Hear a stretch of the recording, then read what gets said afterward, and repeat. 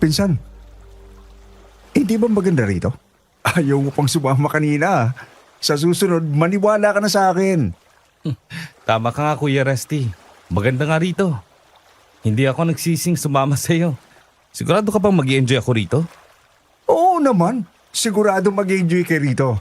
Maraming magagandang chika babes dito. Napuntahan ko na to eh. Talaga? Oo. Yan ang gusto ko. The best ka talaga kuya. Alam na alam mo kung anong klaseng lugar ang gusto kong pagbakasyonan ha. Huwag ka nga lang pupunta sa may kakahuyan doon. Malapit sa panan ng bundok kapag sumapit ng gabi. Ha? Oh? Bakit naman? Eh, Exciting nga yun eh. Mas nakaka-challenge kapag sa madilim na lugar. may gumagala daw na aswang doon kapag kumagat ng dilim. What?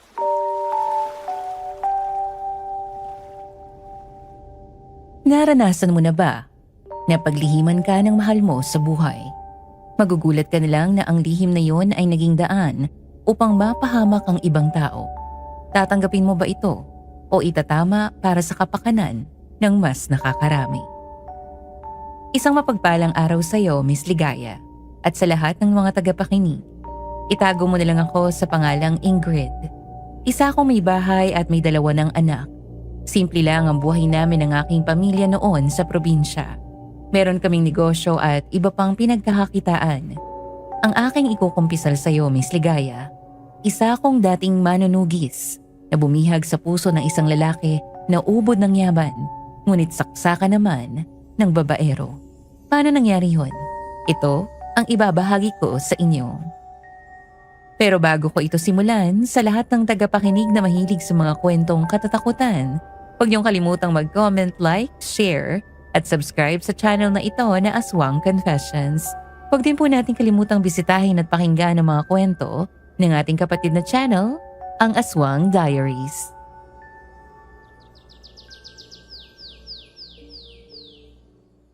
Ingrid! Ingrid anak, bilisan mo na riyan. Marami raw bakasyonista ngayon sa bayan. Kailangan na maaga tayo roon para marami tayong mabenta. Talaga po, Nay? Nako, siguradong malaki na naman ang kikitain natin kapag ganon. Maraming turista na naman ang papakyaw sa mga paninda natin. Oh, narito na rin pala si Abel. Abel, marami ka bang nahuling isda ngayon? Siyempre naman po, Aling Perlina. Maaga talaga akong nangisda kanina para makahuli ng maraming isda sa laot. Ay naku, mabuti naman para pare-pareho tayong maraming kikitain mamaya sa bayan. Ako na magbubuhat ng mga yan papunta sa sasakyan, Ingrid. Mapapagod ka pa. Ilan kaing din ng mangga yan eh. Salamat sa tulong mo, Abel. Alam mo, kung wala ka, siguradong mahihirapan kami ni Inay na magdala ng paninda sa bayan. Mabuti na lang at isinasabay mo kami sa sasakyan mo. Wala yon, Ingrid. Hindi na kayo iba sa amin, Itay. Pamilya na rin ang turing namin sa inyo. Ang pagtitinda ng mangga ang isa sa mga ikinabubuhay ng aming pamilya. Inilalako namin ang mga ito sa bayan.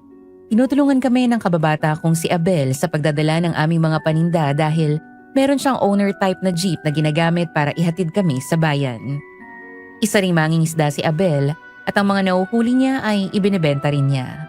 Noong araw na yon, maraming bakasyonista ang dumating dahil buwan ng tag-init. Kapag ganoon ang buwan, malaki talaga ang kinikita namin sa pagtitinda. Habang wala pang customer, may sinabi sa akin si Inay. Siya nga pala, Ingrid. Ang sabi ng itay mo, ikaw na daw munang tumao sa resort. Magpalit daw muna tayong 2. Bakit naman daw po ako, Inay? May mga bagong dating na bakasyonista sa resort. Ang gusto ng itay mo, ikaw na munang naroon. Opo, Inay. Sige po. Pasensya ka na, anak, ha? Ayos lang po, Nay. Ang isa pa sa pinagkakakitaan namin ay ang pagtulong sa resort na malapit sa tinitirhan namin. Kakilala ng tatay ko ang may-ari. Kaya pinayagan kami na mag-assist sa mga bisita na pumupunta roon kapag ganoong buwan na dagsa ang mga turista sa resort. Kaunti lang kasi ang staff ng resort. Ayaw magdagdag ng tao ng may-ari dahil dagdag lang sa paswelduhan. Kaya kinausap ito ni Itay para kami na lang ang kunin. Makakatipid nga naman ang may-ari. Wala akong kamalay-malay na naroon pala ang lalaking magkakaroon ng matinding paghanga sa akin. Hello, Ma? Basta sabihin mo wala ako. Out of town, nasa ibang bansa. Wala ka mo ako rito sa Pilipinas. Okay. Thank you, Mama. Don't worry, I'm a good boy here. Kasama ko rito si Kuya Resty. Oo, sige, bye. I'll call you later, Ma. Gago ka talaga. May pinagtataguan ka na naman babae, no? Ginagamit mo pa ang mama mo para pagtakpan ang mga ginagawa mo eh. Ingat ka pinsan ha. Baka mamaya niyan sa sobrang hilig mo sa babae, makabuntis ka o baka mahawaan ka ng sakit. Katulad nung nakarang gabi, dalawagan na sexing babaeng silipingan mo. Eh paano kung may sakit na ang mga yun? Eh di nadali ka pinsan. Kuya, tanging si Mama lang naman ang nakakaintindi sa akin eh. Siyempre, mahal na mahal niya ang kanyang uniko iho, kaya lahat ay gagawin niya para sa akin. At saka isa pa, ibahin mo ko. Hindi ako basta-basta makakadali o magpapadali. Palagi akong gumagamit ng proteksyon kaya safe na safe ako. Ang akin lang naman pinsan, hinay-hinay lang. Wala naman ibang magpapangaral sa'yo kundi ako. Dahil mula nang mawala si Tito, sunod-sunod na sa'yo ang mama mo. Dapat ikaw ang pinasusunod niya sa kanya. Pero baliktad ang nangyayari eh. Masyado kang ini-spoil ni Tita sa mga kalokohan mo. 30 anyos ka na? Magseryoso ka na sa buhay? Magtino ka na, lalo na sa pakikitungo sa mga babae. Come on, nandito tayo para maglibang at magsaya. Ayokong marinig mga sermon mo. Ito ang tatandaan mo, Kuya Resty. Wala sa bokabularyo ko ang magseryoso o magtino. Lalo na sa mga babae. Dahil pare-pareho lang naman ang mga yan eh. Pera at katawan ko lang naman ang habol nila sa akin. Kaya binibigay ko lang hilig nila. Siya si Trevor Buenavista, isang bachelor at bilyonaryong bakasyonista sa aming lugar. Isa siyang babaero at happy-go-lucky na tila wala iniintinding problema. Hindi naman masisi ang mga babaeng nahuhulog at nahuhumaling sa kanya dahil bukod sa mayaman, napakagwapo rin ni Trevor. Tall, dark and handsome na hinahangad ng sino mang babae. Ngunit ang lalaking ito ay nakatakda akong makilala, kaya mas lalo pang magiging magulo ang kanyang mundo. Ngunit bago ang araw ng aming pagkikita, narinig ko sina Inay at Itay na nagtatalo. Andres, manggang ibinibenta natin at hindi ang ating anak. Mahiya ka naman. Hey, kung makapagsalita ka naman sa akin, Perlina, parang binubugaw ko ang anak natin. Inilalapit ko lang naman sa mas magandang kapalaran si Ingrid. May masama ba ron? Magandang kapalaran. Para kanino? Sa kanya o sa'yo? Eh, para sa atin. Para sa ating pamilya.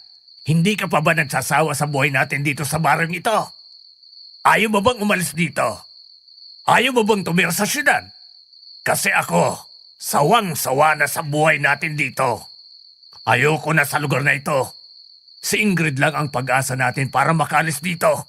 Pero Andres, Basta, yun ang mangyayari. Sa ayaw niya man o sa gusto niya, mag-aasawa siya ng taga-Maynila na mayaman. Maraming bakasyonistang mapepera ngayon sa resort. Kaya isa sa kanila ang dapat niyang mapangasawa. Kung hindi man ngayon, sa hinaharap. bakit ba atat na atat kang umalis dito?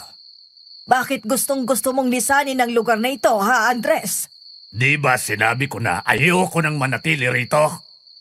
Gusto ko magpunta sa syudad, sa Maynila. Naroon ang magagandang oportunidad at wala rito sa probinsya. Napakunot ang noo ko, Miss Ligaya. Kaya pala gusto ni Itay na makapag-asawa ako ng mayamang taga-syudad dahil gusto niyang makaalis sa lugar namin. Ang hindi ko maintindihan, hindi naman kami hikaho sa buhay. Sa katunayan maayos ang aming pamumuhay. Mabenta ang mga paninda naming mangga at kumikita rin kami sa pag-a-assist sa resort. Kaya hindi kami naghihirap. Nakakain kami ng higit sa 3 beses sa isang araw. Narito sa probinsya ang aming kabuhayan. Kaya bakit niya gustong iwan ng lugar na nagbibigay sa amin ng maayos at magandang pamumuhay? Habang ako'y nagmumuni-muni, may narinig akong ingay sa labas ng bahay namin. Dahil sa kuryosidad ay dali-dali akong lumabas at nakiosyoso. Ngunit laking gulat ko na may mga pulis sa labas at naroon ang mga kapitbahay namin na may kung anong tinitingnan. Pati si Inay at Itay ay nakita kong nakikiosyoso na rin. Tay? Nay, ano pong nangyayari? Bakit nagkakagulong mga tao? At bakit may mga pulis? Ay nako anak, may nabiktima na naman ng aswang sa kakahuyan. Si Mang Toto, yung asawa ni Aling Felisa na mananahi. Siyang nabiktima kagabi. Natagpuan ang kanyang bangkay ng isang mga ngaso. Diyos ko, kaawa-awang lagay ng bangkay ni Mang Toto. Wakwak ang tiyan at nawawala ang mga laman loob. Ayon sa mga nakakita, dilat na dilat daw ang kanyang mga mata at nakabuka ang bibig. Halatang pinahirapan bago mamatay. Buwan na naman kasi ng tag-init. Kaya umaatake na naman ang aswang sa kakahuyan. Tuwing ganitong buwan, nang bibiktimang halimaw na yon. Nanganganib na naman ang mga bakasyonista. Kaya dapat silang sabihan na wag nang pumunta sa kakahuyan kapag sumapit ng gabi. Hey, kahit ilang beses mong sabihan ang mga turistang yan, hindi sila makikinig. Dahil karamihan sa kanila ay hindi naniniwala sa mga aswang. Kaya kapag may mabiktima sa kanila, hindi na natin kasalanan yon. Tulad ng mga nagdaang taginit na may mga bakasyonistang nabiktima ng aswang. Pero itay, kahit hindi sila maniwala, responsibilidad pa rin nating balaan sila tungkol sa aswang sa kakahuyan. Mapapasama ang ating lugar kapag may napahamak na naman. Sasayangin nyo lang ang laway ninyo sa kanila. Hindi makikinig ang mga yan. Mga pasaway at padalos-dalos kumilos ang mga bakasyonista. Lalo na ang mga taga-syudad. Kaya huwag na kayong mangialam. Kung nakatadhana na silang mabiktima ng aswang, wala na tayong magagawa. Diyan na nga kayo mag-ina. At may mga gagawin pa ako sa resort. Nga pala, maganda ka na Ingrid. Malapit ka na mag-assist sa resort. Napabuntong hininga na lamang ako. Hindi ko rin maintindihan si Itay. Gusto niya na ang mga pangasawa ko ay taga-syudad ngunit wala naman siyang pakailam sa mga bakasyonistang taga-syudad kung mabiktima ang mga ito ng aswang. Matagal nang nangyayari sa baryo namin ito sa tuwing sasapit ang buwan ng tag-init. Lumalabas ang mga aswang sa kakahuyan upang mambiktima ng mga tao. Ayon kay Inay, bata pa ako nang magsimulang maghasik ng lagim ang aswang. Ngunit tuwing buwan lang ng tag-init ito nang gagambala at nagtatago na kapag natapos na ang tag-init. Wala rin daw nakakaalam kung saan nanggagaling ang aswang, basta bigla na lamang daw itong lumitaw. Hindi rin magawa ng mga tao na tugisin ang aswang dahil sadyang mailap ito at mahirap hulihin. Kung walang magawa ang mga taga-baryo para puksain ang aswang, pwes ako ang kikilos. Palihim ako nag-aral na maging manunugis at nagpaturo sa kaibigan kong albularyo kung paano labanan ng mga aswang. Nung dalagita pa lang ako, namulat ako sa lagim na dulot ng mga aswang. Kaya hanggang sa tumuntong ako sa edad na 20 anyos, meron na akong kaalaman sa pagtugi sa mga ito. Hindi alam ng mga magulang ko ang aking pagiging manunugis. Taon-taon ay sinusubukan kong tugisin ang mga aswang ngunit mailap talaga ito. Ilang taon na rin akong bigo sa pagtugi sa halimaw at sa pagkakataong ito, sisiguraduhin kong magkakaharap kami. Wala naman akong kaalam-alam na sa mga oras na yon ay nakita pala ako ni Trevor sa di kalayuan. Nang makapasok na ako sa bahay, dali-dali siyang bumalik sa resort at tinawag ang pinsan niyang si Resty. Paalala na ang mga eksenang naroon si Trevor, ngunit wala ako ay base sa mga ikinuwento niya sa akin. Kuya! Kuya Rusty! Nasaan ka? Oh, bakit Trevor? Teka, bakit para kasi sa'yo mo ah? Kuya, nakita ko na siya. Nakita ko ng babaeng pinapangarap ko. Trevor naman. Kakarating mo pa lang dito sa resort? At nakahanap ka na kaagad ang susunod na bibiktimahin? Pero Kuya Rusty, iba to eh. Kung ikaw hindi ka naniniwala, ako, naniniwala na ngayon sa sinasabi nilang love at first sight. Baba, bago yan ah. Ikaw ba talaga yan, Trevor? Seryoso ako. Ganito kasi yan. Nakita ko siya kanina sa labas. Napakaganda niya kuya. Para siyang anghel na bumaba mula sa langit. Nako, iba na yung pinsan ah. Baka nakakita ka na ng anghel dahil sinusundo ka na. Loko-loko. Bakit ba ayaw mong maniwala? Totoo nga yung sinabi ko. Nakakita ko ng napakagandang babae na para bang diwata sa ganda. Naniniwala naman ako na nakakita ka ng magandang babae. Pero hindi ako naniniwala na love at first sight ka. Maraming beses mo rin sinabi yan sa akin. Gas-gas na yan, Trevor. Iba nga to kuya. Bakit ba kayong maniwala? Ay nako, basta. Makikilala ko ang babaeng yon. Hindi ako papayag na hindi ko siya makilala. Ganun na lamang ang kagustuhan at pagkasabik niyang makilala ako. Kaya ng araw na yon, hinanap niya ako sa baryo ngunit hindi niya ako natagpuan. Nagtanong-tanong siya sa mga tao kung may kilala ang mga ito na magandang babae. Ngunit hindi siya masagot ang mga ito sapagkat marami nga namang babae sa baryo. Hindi naman niya alam ang pangalan ko kaya nahirapan siyang hanapin ako. Hindi siya sumuko. Hindi siya pumayag na hindi ako makita. Kaya nagpunta siya sa bayan upang magbaka sakaling makita niya ako roon. At hindi nga siya nabigo sapagkat natagpuan niya ako. Nakita niya akong nagtitinda ng mangga.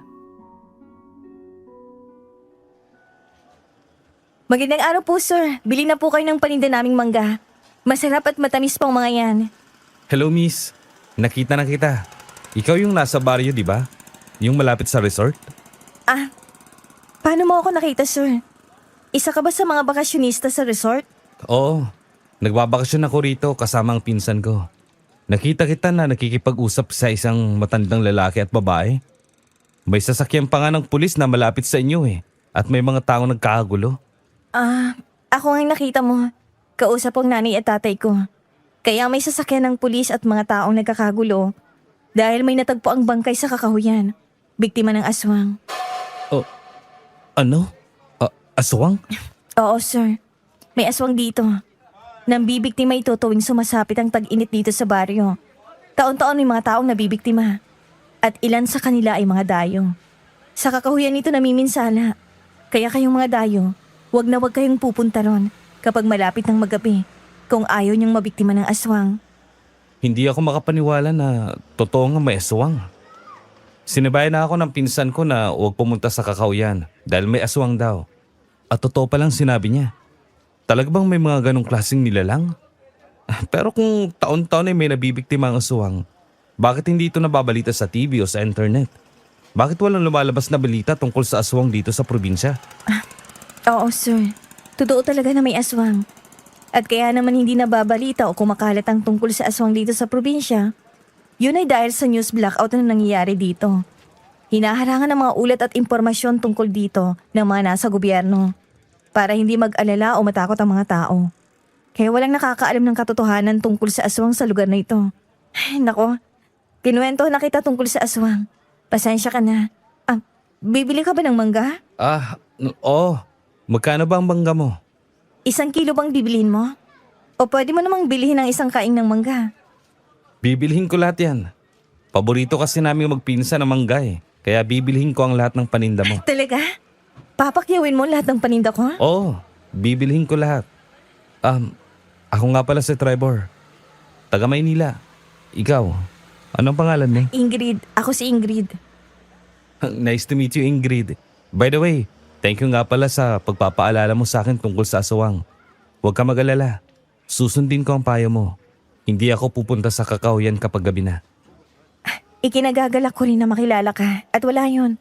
Lahat naman ng bakasyonista rito ay binabalaan namin upang hindi mapahamak. Pero hindi talaga maiiwasan na may mga pasaway at matitigas ang ulo na binabaliwala ang aming babala. Kaya yun, napapahamak sila. Pagkatapos niyang pakyawin ang lahat ng paninda ko, nagpaalam na siya sa akin. Bago siya umalis, sinabi pa niya na sana raw ay hindi iyon ang huli naming pagkikita. Ang sabi ko naman sa kanya, palagi lang naman akong nasa bayan. Nagtitinda ng mangga o nasa resort kapag nag-a-assist sa mga bakasyonista. Nang marinig niya yun, natuwa siya at sinabing magkita na lang daw kami sa resort. Ang totoo, sa unang kita ko pa lang sa kanya, napansin ko na agad ang napakagwapo niyang muka na para bang modelo ng isang international magazine. Mukha siyang may lahi at hindi mo may pagkakaila na isa nga siyang hot bachelor. Pagdating sa bahay, agad na napansin ni Itay kung bakit ako maagang nakauwi. Oh, ang aga mo naman anak. May nakalimutan ka ba? Wala po. May pumakyaw po kasi ng paninda ko eh. Ha? Ano ka mo? Pinakyaw ang paninda mo. Lahat lang 5 kaing binili? Opo, itay. Ang galante nga niya eh. Dayo ba? Isa sa mga bakasyonista sa resort. Opo. Ganun ba? Bakasyonista pala ang pumakyaw ng paninda mo. Magandang sinyales yan, anak. Ay, naku, tay. Akala niyo po ba hindi ko narinig ang pinag-uusapan niyo ni inay? Ha? Na gusto niyo ako makapag-asawa ng taga Maynila na mayaman dahil gusto niyong umalis na tayo rito sa baryo. Tay, kahit kailan, hindi ako nangarap na makapunta sa syudad. Mas gusto ko rito sa baryo. Dito ako lumaki at dito rin ako mamamatay. Mag-isip ka nga, anak. Ito na ang pagkakataon natin na makaalis sa lugar na ito. Kapag nakapangasawa ka ng taga-syudad at mayaman, hindi ka na magtitinda ng mangga. Ikaw rin ang iniisip ko, anak. Kaya kung ako sa'yo, makipag-close ka sa sino mang pumakyaw ng paninda mo. Malay mo, siya na ang mapapangasawa mo at ang makakapag-alis sa atin dito sa baryo. Kayo ang may gustong umalis dito, itay. Kaya kayo magpakasal sa bakasyonista. Ano? Huwag niyo akong idamay sa mga kalokohan niyo. Hoy! Ingrid! Ingrid! Bumalik ka rito! Kinakausap pa kita! Mas mabuti ng isa sa mga bakasyonista ang mapangasawa mo kaysa isa sa kanila ang mabiktima ng aswang! Sa sobrang inis ko, tinalikuran ko si Itay at hindi siya pinansin. Imbes na dumiretso sa loob ng bahay, naglakad-lakad muna ako upang mawala ang inis ko. Samantala, sa resort, Nakilala ko na siya, pinsan. Alam ko na ang pangalan niya. Ingrid. Ingrid ang pangalan niya. Ang ganda ng pangalan niya, di ba? Kasing ganda niya. Sino? Yung pinagbilhan mo ng Santa Makmak na mangga? Aanhin naman natin ang mga yun. Alam mo namang hindi ako mahilig sa mangga eh. Alam mo, Trevor, habang wala ka kanina, magtatanong-tanong ako sa mga staff dito sa resort kung may kilala silang magandang babae sa baryo. Isang pangalan lang ang sinabi nila sa akin. Ang pangalan binanggit mo, si Ingrid, ang tindira ng mangga sa bayan. Kilala mo na rin siya? Paano hindi ko malalaman? Kilalang kilala pala rito sa baryo ang babaeng yon dahil siya raw ang pinakamagandang babae rito. Ayon sa mga staff ng resort. Bukod sa maganda na, masipag at mabait pa raw yun. Kaya kung may masama kang balak sa kanya, wag mo nang ituloy, Trevor, ha? Kawawa naman siya. Isang mabuting babae ang sisirain mo ang buhay. Pero iba siya, Kuya Rusty. Hindi siya tulad ng ibang babaeng duman sa buhay ko. She's different. She's special. Hindi siya mawala sa isip ko eh. Ang magandang mukha niya ang nakikita ko. Kahit sa aking panaginip. Nagayuma yata ako ng kanyang kagandahan.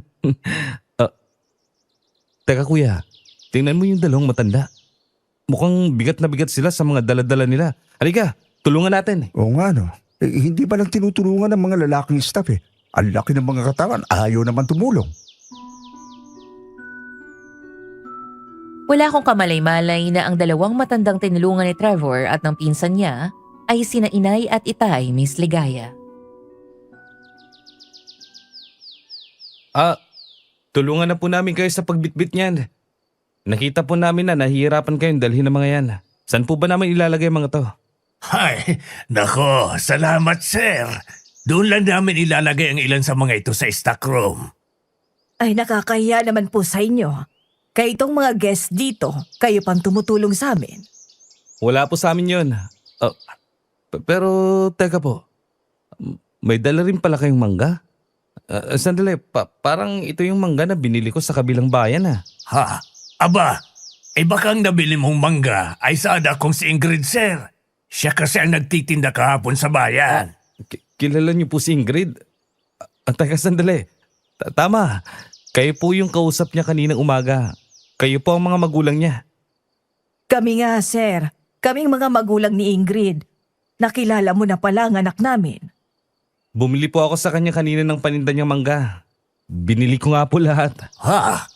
Ikaw yung pumakyaw sa mga paninda naming mangga? Siya nga po at wala nang iba. Kahit hindi man ako mahilig kumain ng mangga, binili niya lahat ang paninda ng anak niyo. Laking tuwa ni Itay nang makilala ang lalaking pinapangarap niya para sa akin. Dali-dali niyang iniabot ang kanyang kamay upang magpakilala rito.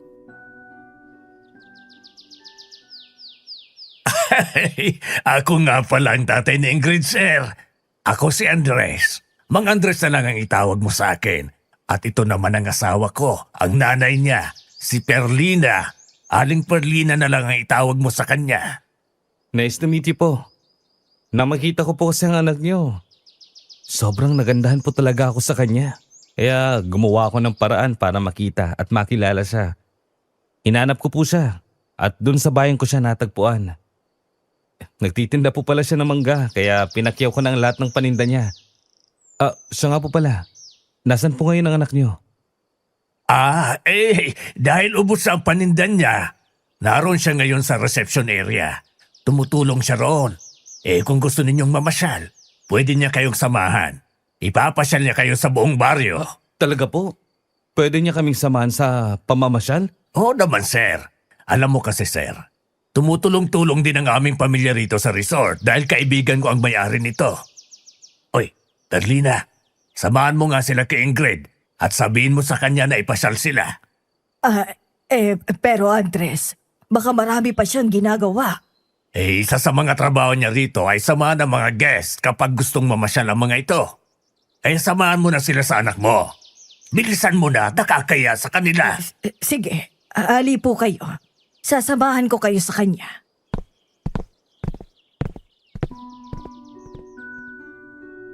Kahit labag sa loob ni inay na sundin si Itay, nagawa pa rin niyang isama sa akin ng magpinsang bakasyonista. Nang tawagin ako ni inay, agad kong nakita ang gwapong mukha ni Trevor. Kasama niyang isa pang lalaki. Ang pinsan niyang si Resty, na kahit na may edad na lutang pa rin ang kagwapuhan na tulad niya. Ingrid anak, samahan mo raw silang mamasyal, sabi ng itay mo. Ikaw? Hello Ingrid. Hindi ko na-expect na mas mapapaaga pa lang muling pagkikita natin. Siya ang pinsan ko, si Kuya Resty. Kuya, siya yung sinasabi ko sa'yo, si Ingrid. Oo nga, pinsan. Napakaganda niya talaga. Tama nga yung sinabi mo sa akin na para siyang anghel na bumaba sa lupa. Hi Ingrid, I'm Resty. Pinsan ni Trevor. Hello. Maaari ko bang makausap sandali ang nanay ko? Sure, sige lang Ingrid. Nay, alam ko kung bakit gusto ni Itay na akong sumama sa kanila. Hindi pa siya nahihiya. Lumalabas tuloy na para bang binubuhaw niya ako. Parang hindi naman anak ang turing niya sa akin eh. Sundin mo na lang ang Itay mo anak. Kahit ako, ayoko rin ang ideyang ito. Nakakaya naman kasi sa kanila. Tinulungan nila kami kanina sa pagbubuhat ng mga pinamili namin sa bayan. Sige na anak, para na lang sa akin. Ako nang papalit sa'yo rito. Sige na nga, Nay. Tara, sundan niyo ako. Ipinasyal ko sila sa mga magagandang lugar sa aming baryo hanggang sa makarating kami malapit sa Kakahuyan. Naglalakihan na mga puno rito sa parting to. At medyo madilim na dahil makakapal ang mga dahon ng mga puno. Papunta na yata sa Kakahuyan na daan na yung pinsan. Wala na ako nakikita mga kabahayan eh. Tama ka, sir. Papuntang Kakahuyan ang mga daan na yan. Mas mabuti pa siguro kung bumalik na tayo sa resort. 5:00 na ng hapon eh, at malapit ang magdilim. Sandali, baka pwede pa tayo maglakad-lakad kahit ilang minuto. Gusto ko ang view dito eh. Napaka-misteryoso at napakatahimik. Malayong-malayo sa tunog ng syudad. Hindi naman tayo magtatagal eh. Hindi ba't binalaan na kita na bawal magpadilim dito? Lalo na sa loob ng Kakahuyan. Mapanghanib. Kung gusto mong bumalik, pwedeng bukas ng umaga pero wag na ngayon. Tama siya, pinsan. Bumalik na tayo sa resort. Bukas na lang tayo ulit pumunta dito. May aswang dito at ayoko pang mamatay. Kaya umalis na tayo. Maya-maya biglang umihip ang napakalakas na hangin sa paligid. Imbis na malamig sa pakiramdam, mainit at mabigat ang dulot nito sa amin. Bukod doon, umalingasaw din ang mabahong amoy na tila nakahalo sa hangin. Ano yan? Ang baho naman? Bakit biglang bumaho sa paligid? Biglang naging maalinsangan. At saka, saan galing ang amoy na yun? Parang amoy na naaagnas na bangkay. Hindi maaari to. Hindi pa tuluyang sumasapit ang gabi. Bakit ganito? Bakit? Anong nangyayari, Ingrid? May aswang sa paligid. Ang naaamoy niyong mabaho ay gawa ng aswang. Ibig sabihin, may aswang na nasa malapit sa atin. What? Ano? Nagbibiro ka lang, hindi pa? Niluloko mo lang kami, hindi ba? Hindi ako nagbibiro. Ha? May aswang dito kaya kailangan na nating makaalis. Paano magkakaroon ng aswang? Hindi pa naman gabi. Hindi ko rin alam kung bakit maagang lumabas ang aswang. Ang pagkakaalam ko, tuwing gabi lang yun umaatake. Ano yun? Anong klase nila lang yun? Laking gulat namin nang makita ang isang nakakatakot na nilalang na bigla na lamang lumitaw mula sa kung saan. Matangkad dito at parang butot balat ang katawan na may pinaghalong kulay itim at puti. Malaki ang ulo nito at walang buhok. Tila wala rin itong mga mata. Ilong at bibig lamang ang makikita sa mukha nito. Meron itong matutulis na pangil at mahaba at matatalim na kuko. Kung ilalarawan ko ito para itong nilalang na mula sa ibang planeta, ngayon lamang ako nakakita ng ganoong klaseng nilalang. Halimaw! Yan ang halimaw! Huwag kayong lalayo sa akin. Dito lang kayo sa tabi ko. Mamamatay na tayo. Sigurado tayo. Tayo ng susunod na bibiktimahin ng aswang na yan. Anong gagawin natin? Sabi ko na kasi sa iyo, pinsan, umalis na tayo. Ayaw mo makinig sa akin eh. Malay ko ba na maagang magpapakita ang aswang na yan? Ang kulit mo! Grabe, alien ba yan? Bakit ganyan ang itsura niyan? Hindi ko inakala na ganyan ang itsura ng aswang. Ngayon ko lang kasi nakita yan eh. Kay tagal kong hinintay ang pagkikita naming dalawa. Dahil sadyang mailap ang halimaw na yan. Pero ngayong nagpakita na siya sa akin, humanda siya. Teka, anong binabalak mo, Ingrid? Huwag mong sabihin, haharapin mo ang aswang na yan. Napapaliw ko na ba? Anong gagawin mo? Kakalabanin mo ang aswang na yan? Inilabas ko sa bulsa ng aking palda ang 2 patalim na may kasamang orasyon ng albularyo. Mabisa itong sandata laban sa aswang. Ibinigay ito sa akin ng aking kaibigan na albularyo. Ilang taon kong inaral ang paggamit nito at sinanay ako ng mabuti ng albularyo. Sa gabing yon, magagamit ko na ang aking natutunan. Magtiwala kayo sa akin. Huwag na huwag kayong lalayo sa akin. Ipinapangako ko. Makababalik tayo ng ligtas sa baryo. Mabilis na kumilos ang aswang at akmang susugurin kami. Ngunit napigilan ko siya nang undayan ko siya ng saksak sa katawan. Nakita kong napaatras siya at umangil ng malakas dahil hindi siya makalapit sa hawak kong patalim. Hindi ka makalapit ano? Pinaghandaan ko talagang araw na to. Hindi ko papayagan na may mabiktima ka pa ulit sa baryong ito. Mapanganib yung ginagawa mo, Ingrid. Baka mamaya, may mangyari sa'yo dahil sa aswang na yan. Hindi, pinsan. Mukhang may alam sa pakikipaglaban sa aswang ang babaeng yan. Tingnan mo ang mga galaw niya. At kung paano niya hawakan ang mga patalim. Parang bihasang bihasa siya. Narinig ko na ang tungkol dyan eh. Baka isa siyang manunugis. Dito lang kayo sa likod ko. Para hindi niya kayo malapitan. Paano mo natutunan ng paglaban sa aswang? Saka na ako magpapaliwanag. Ang mahalaga ay makaalis tayo rito ng ligtas. Muli kaming inatake ng aswang gamit ang matutulis niyang mga kuko sinunggaban niya kami. Ngunit mabilis kaming nakaiwas. Mas lalo pa itong umangil ng malakas at akmang lalapit muli sa amin. Ngunit hindi ako pumayag na maisahan niya kami. Iwinasiwas ko ang hawak kong mga patalim at lakas loob ko siyang hinarap. Inundayan ko siya ng saksak at nagtagumpay akong maitarak ang isa kong patalim sa kanyang balikat. Kaya namilipit sa sakit ang aswang. Ano? Susubukan mo pang lumapit sa amin? Ngayon humanda ka sa akin! Hinding-hindi ka na makakapambiktima ng inosenteng tao! Muli ko sanang susugurin ng saksak ang aswang ngunit umatras ito at nagmamadaling tumakbo papasok sa kakahuyan. Bumalik ka rito! Hindi pa tayo tapos! Bumalik ka rito! Huwag mo na siyang habulin, Ingrid. Umalis na nga siya eh. Baka mamaya bumalik pa ang sawang na yun. Ay, umalis tayo rito. Baka mamaya bumalik pa ang halimaw na yun eh. Wiset, hindi ko pa napatay ang aswang. Tara na, umalis na tayo rito. Nagmamadali kaming bumalik sa resort, Miss Ligaya.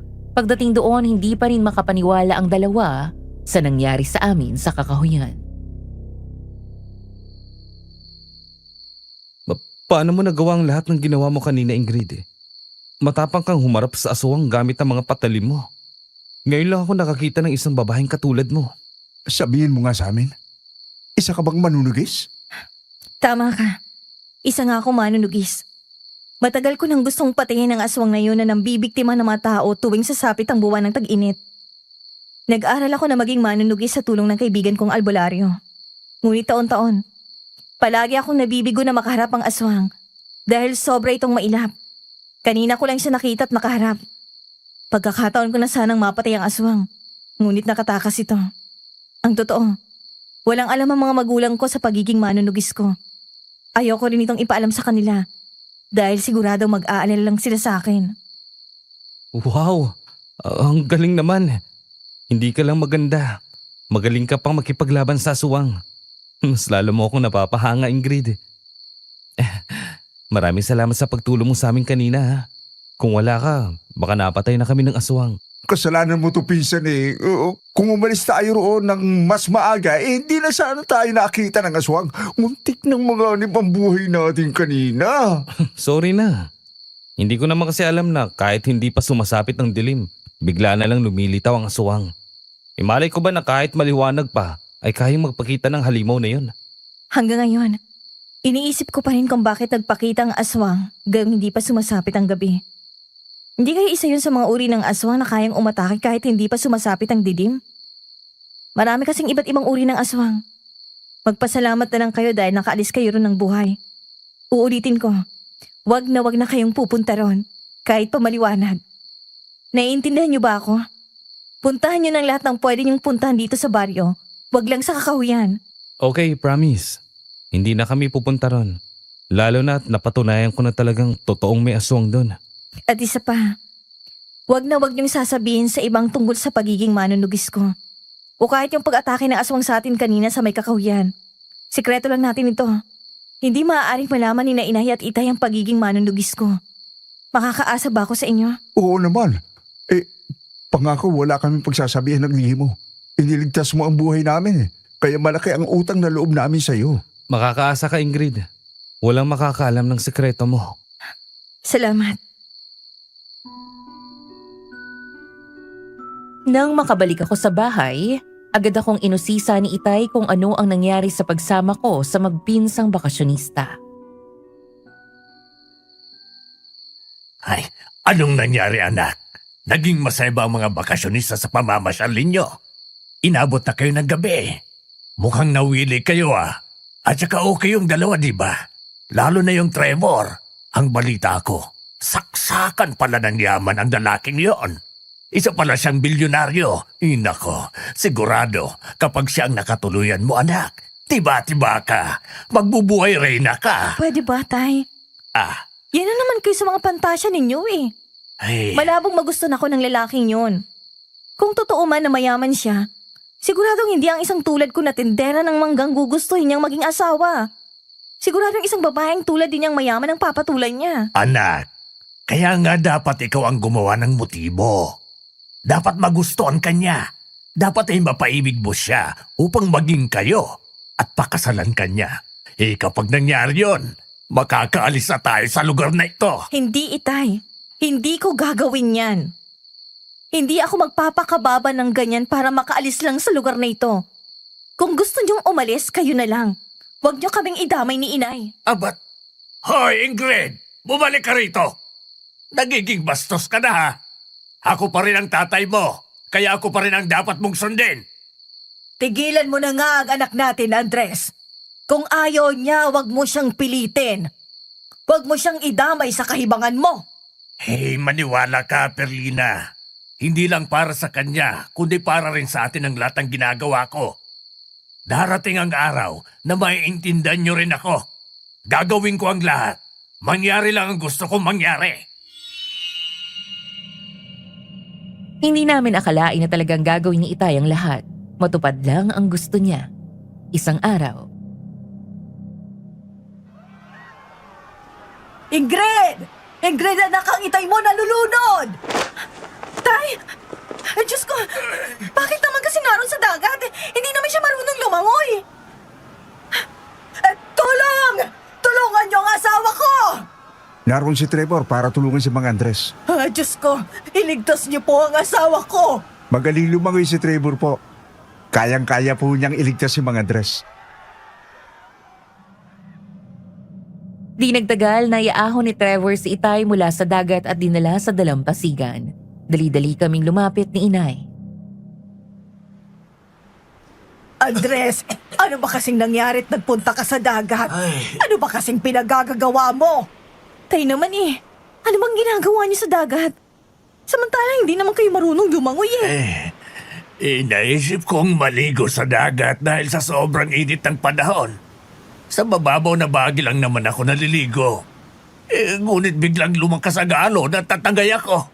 Hindi ko nabalayan na napunta na pala ako sa malalim na bahagi. Mabuti na lang at sinagip ako ni Sir Trevor. Napakagaling pala niyang lumangoy. Sa susunod po, mag-iingat na kayo Mang Andres. Mabuti na lang at hindi kayo tuluyang napunta sa mas malalim na bahagi. Kung hindi, baka nahirapan akong iligtas kayo. Maraming salamat talaga sa iyo, Sir Trevor. Napakaswerte na mapapangasawa mo. Dahil bukod sa gwapo ka na, magaling ka pang lumangoy. Di ba, Ingrid, anak? Muntik ka nang malunod yan pag nasa isip mo, Andres. Ay, Halika na sa bahay. Talagang tao ka, oo. Pati ang mga bisita sa resort iniistorbo mo pa. Ay, maraming salamat iyo sa pagliligtas sa asawa ko. Kung hindi mo siya iniligtas, baka nalunod na siya at nakain pa ng pating sa dagat. Walang ano man po, Alan Perlina. Kung ibang tao yun, tutulungan ko rin naman po. Maraming salamat sa pagtulong mo kay Itay. Gaya nga ng sabi ko, wala yun. At isa pa, tinulungan mo rin naman kami ng pinsan ko, di ba? Shh! Huwag kang maingay. Baka may makarinig sa'yo. Baka marinig pa ni nanay. Oo nga pala, sorry. Pero Ingrid, may sasabihin sana ako sa'yo eh. Ano yun? Wala kang ibang gagawin? Baka pwede mo naman akong samahan mamasyal bukas. Nabiting kasi ako sa pamamasyal natin nung nakarang araw eh. Huwag ka mag-alala. Babayaran kita kahit magkano. Samahan mo lang ako. Yun lang pala Okay lang, kahit hindi mo ako bayaran. Trabaho ko naman ang mag-assist sa mga guest sa resort. Talaga? Salamat Ingrid. Pero hindi natin kasama si Kuya Resty. Tayo lang dalawa. Di ba kuya? Ha? Oo. Napagod kasi ako sa pamamasyal nung nakaraan eh. Kaya pas muna ako dyan. Si Trevor na lang muna ang samahan mo. Sige, sasamahan kita bukas pagkatapos kong magtinda sa bayan. Basta wag lang tayo sa bandang Kakahuyan ha. Hindi ako ipinanganak kahapon. Alam ko kung ano ang motibo ni Trevor, kung bakit siya lang ang gustong magpasama sa pamamasyal. Alam ko ang diskarte ng mga lalaking gustong masolo ang babaeng nais nilang diskartehan. Samantala, paniwalang-paniwala ako na muntik nang malunod si Itay sa dagat. Ngunit kinagabihan, kinausap ako ni Inay at may nalaman ako mula sa kanya. Ingrid anak, may sasabihin ako sa iyo. Halika sa kwarto mo. Ano po yun, Nay? Shh! Basta halika. Dito ko sasabihin sa iyo. Baka kasi marinig ng Itay mo. Ano ba kasi yun, Nay? At ayaw niyong marinig ni Itay. Hindi totoong aksidenteng pagkalunod ng Itay mo kanina. Sinadya niyang magpakalunod. Ano po? Sinadya niya? Paano niya nalaman? At saka bakit niya naman gagawin yun? Ay narinig ko siyang tumatawa at nagsasalita mag-isa. At napag-alaman ko na sinadya niyang magpunta sa malalim na bahagi para sagipin siya ng bakasyonista. Para pasalamatan mo ang taong tumulong sa kanya at magkaroon ka ng utang na loob. Ay talagang gagawin ang Itay mong lahat upang matupad ang balak niya. Nagawa po talaga ni Itay yun? Isinugay niyang buhay niya? Para lang sa kagustuhan niya makapangasawa ako ng taga-syudad? At makaalis dito? Ay, naiibang na si Itay. Hindi na natin alam kung anong tumatakbo sa isip ng Itay mo. Bakit gano'n na lang ang kagustuhan niyang makaalis sa lugar na ito? Dati naman, nung nanliligaw pa lang siya sa akin at bagong kasal kami, kahit kailan ay hindi sumagi sa isip niya na umalis dito. Kaya nagulat na lang ako nang bigla siyang nagbago at gusto niya nang magpunta ng syudad. Ano kayang dahilan? Kung bakit gusto niyang umalis dito, Nay? Kung bakit handa niyang gawin ang lahat para makaalis lang dito? Ay wala akong ideya, anak.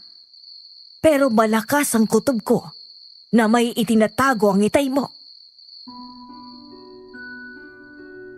Sa nalaman ko, mas lalo ako nawala ng tiwala kay Itay.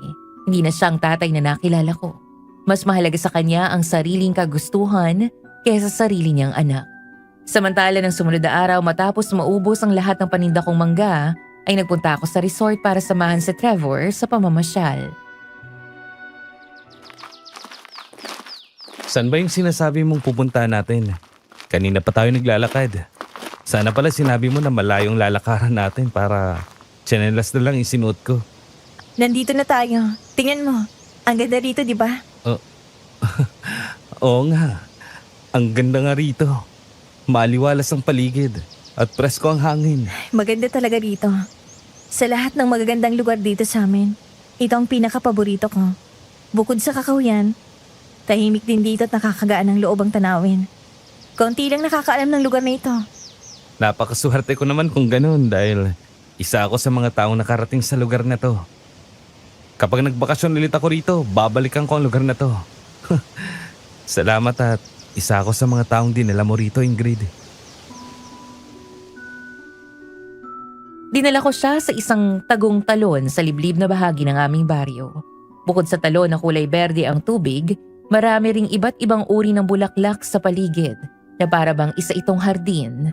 Ang totoo, habang kasama ko si Trevor sa mga sandaling iyon, parang ibang tao siya. Para siyang isang bata na ngayon lang nakakita ng ganoon kagandang lugar. Masaya siyang kasama, hindi boring. Napaka-gentleman din niya. Palagi niya akong inaalalayan at tinutulungan kapag natatapilok o nadadapa ako dahil sa madulas na batuhan malapit sa talon. Sa isip ko, iyon marahil ang isa sa mga magagandang katangian niya na noon lang niya inilabas. Masyado kaming nalibang at hindi na namin napansin na malapit ng magdilim. Halika na, umuwi na tayo. Malapit na palang gumabi. Hindi natin namalayan ang oras. Oo nga no, sa sobrang ganda rito. Hindi ko napansin na mag-aalas 6 na pala ng gabi. Ang saya mo kasing kasama. At ang dami mong kwento. Ikaw nga itong maraming kwento eh. Pati mga naging girlfriend mo sinabi mo sa akin. Sa mga babaeng yun, wala ka bang kahit isa na sineryoso? Noon, naghahanap pa ako ng babaeng seseryosohin ko. Pero ngayon, parang nahanap ko na siya. Talaga? Saan mo naman nahanap? Dito. Pagkasabi niya noon, seryoso siyang tumitig sa akin. Nagkatitigan kami. At sa mga mata niya nakita ko ang sinseridad, Miss Ligaya. Ngunit hindi ko iyon pinansin at niyaya ko na siyang umuwi.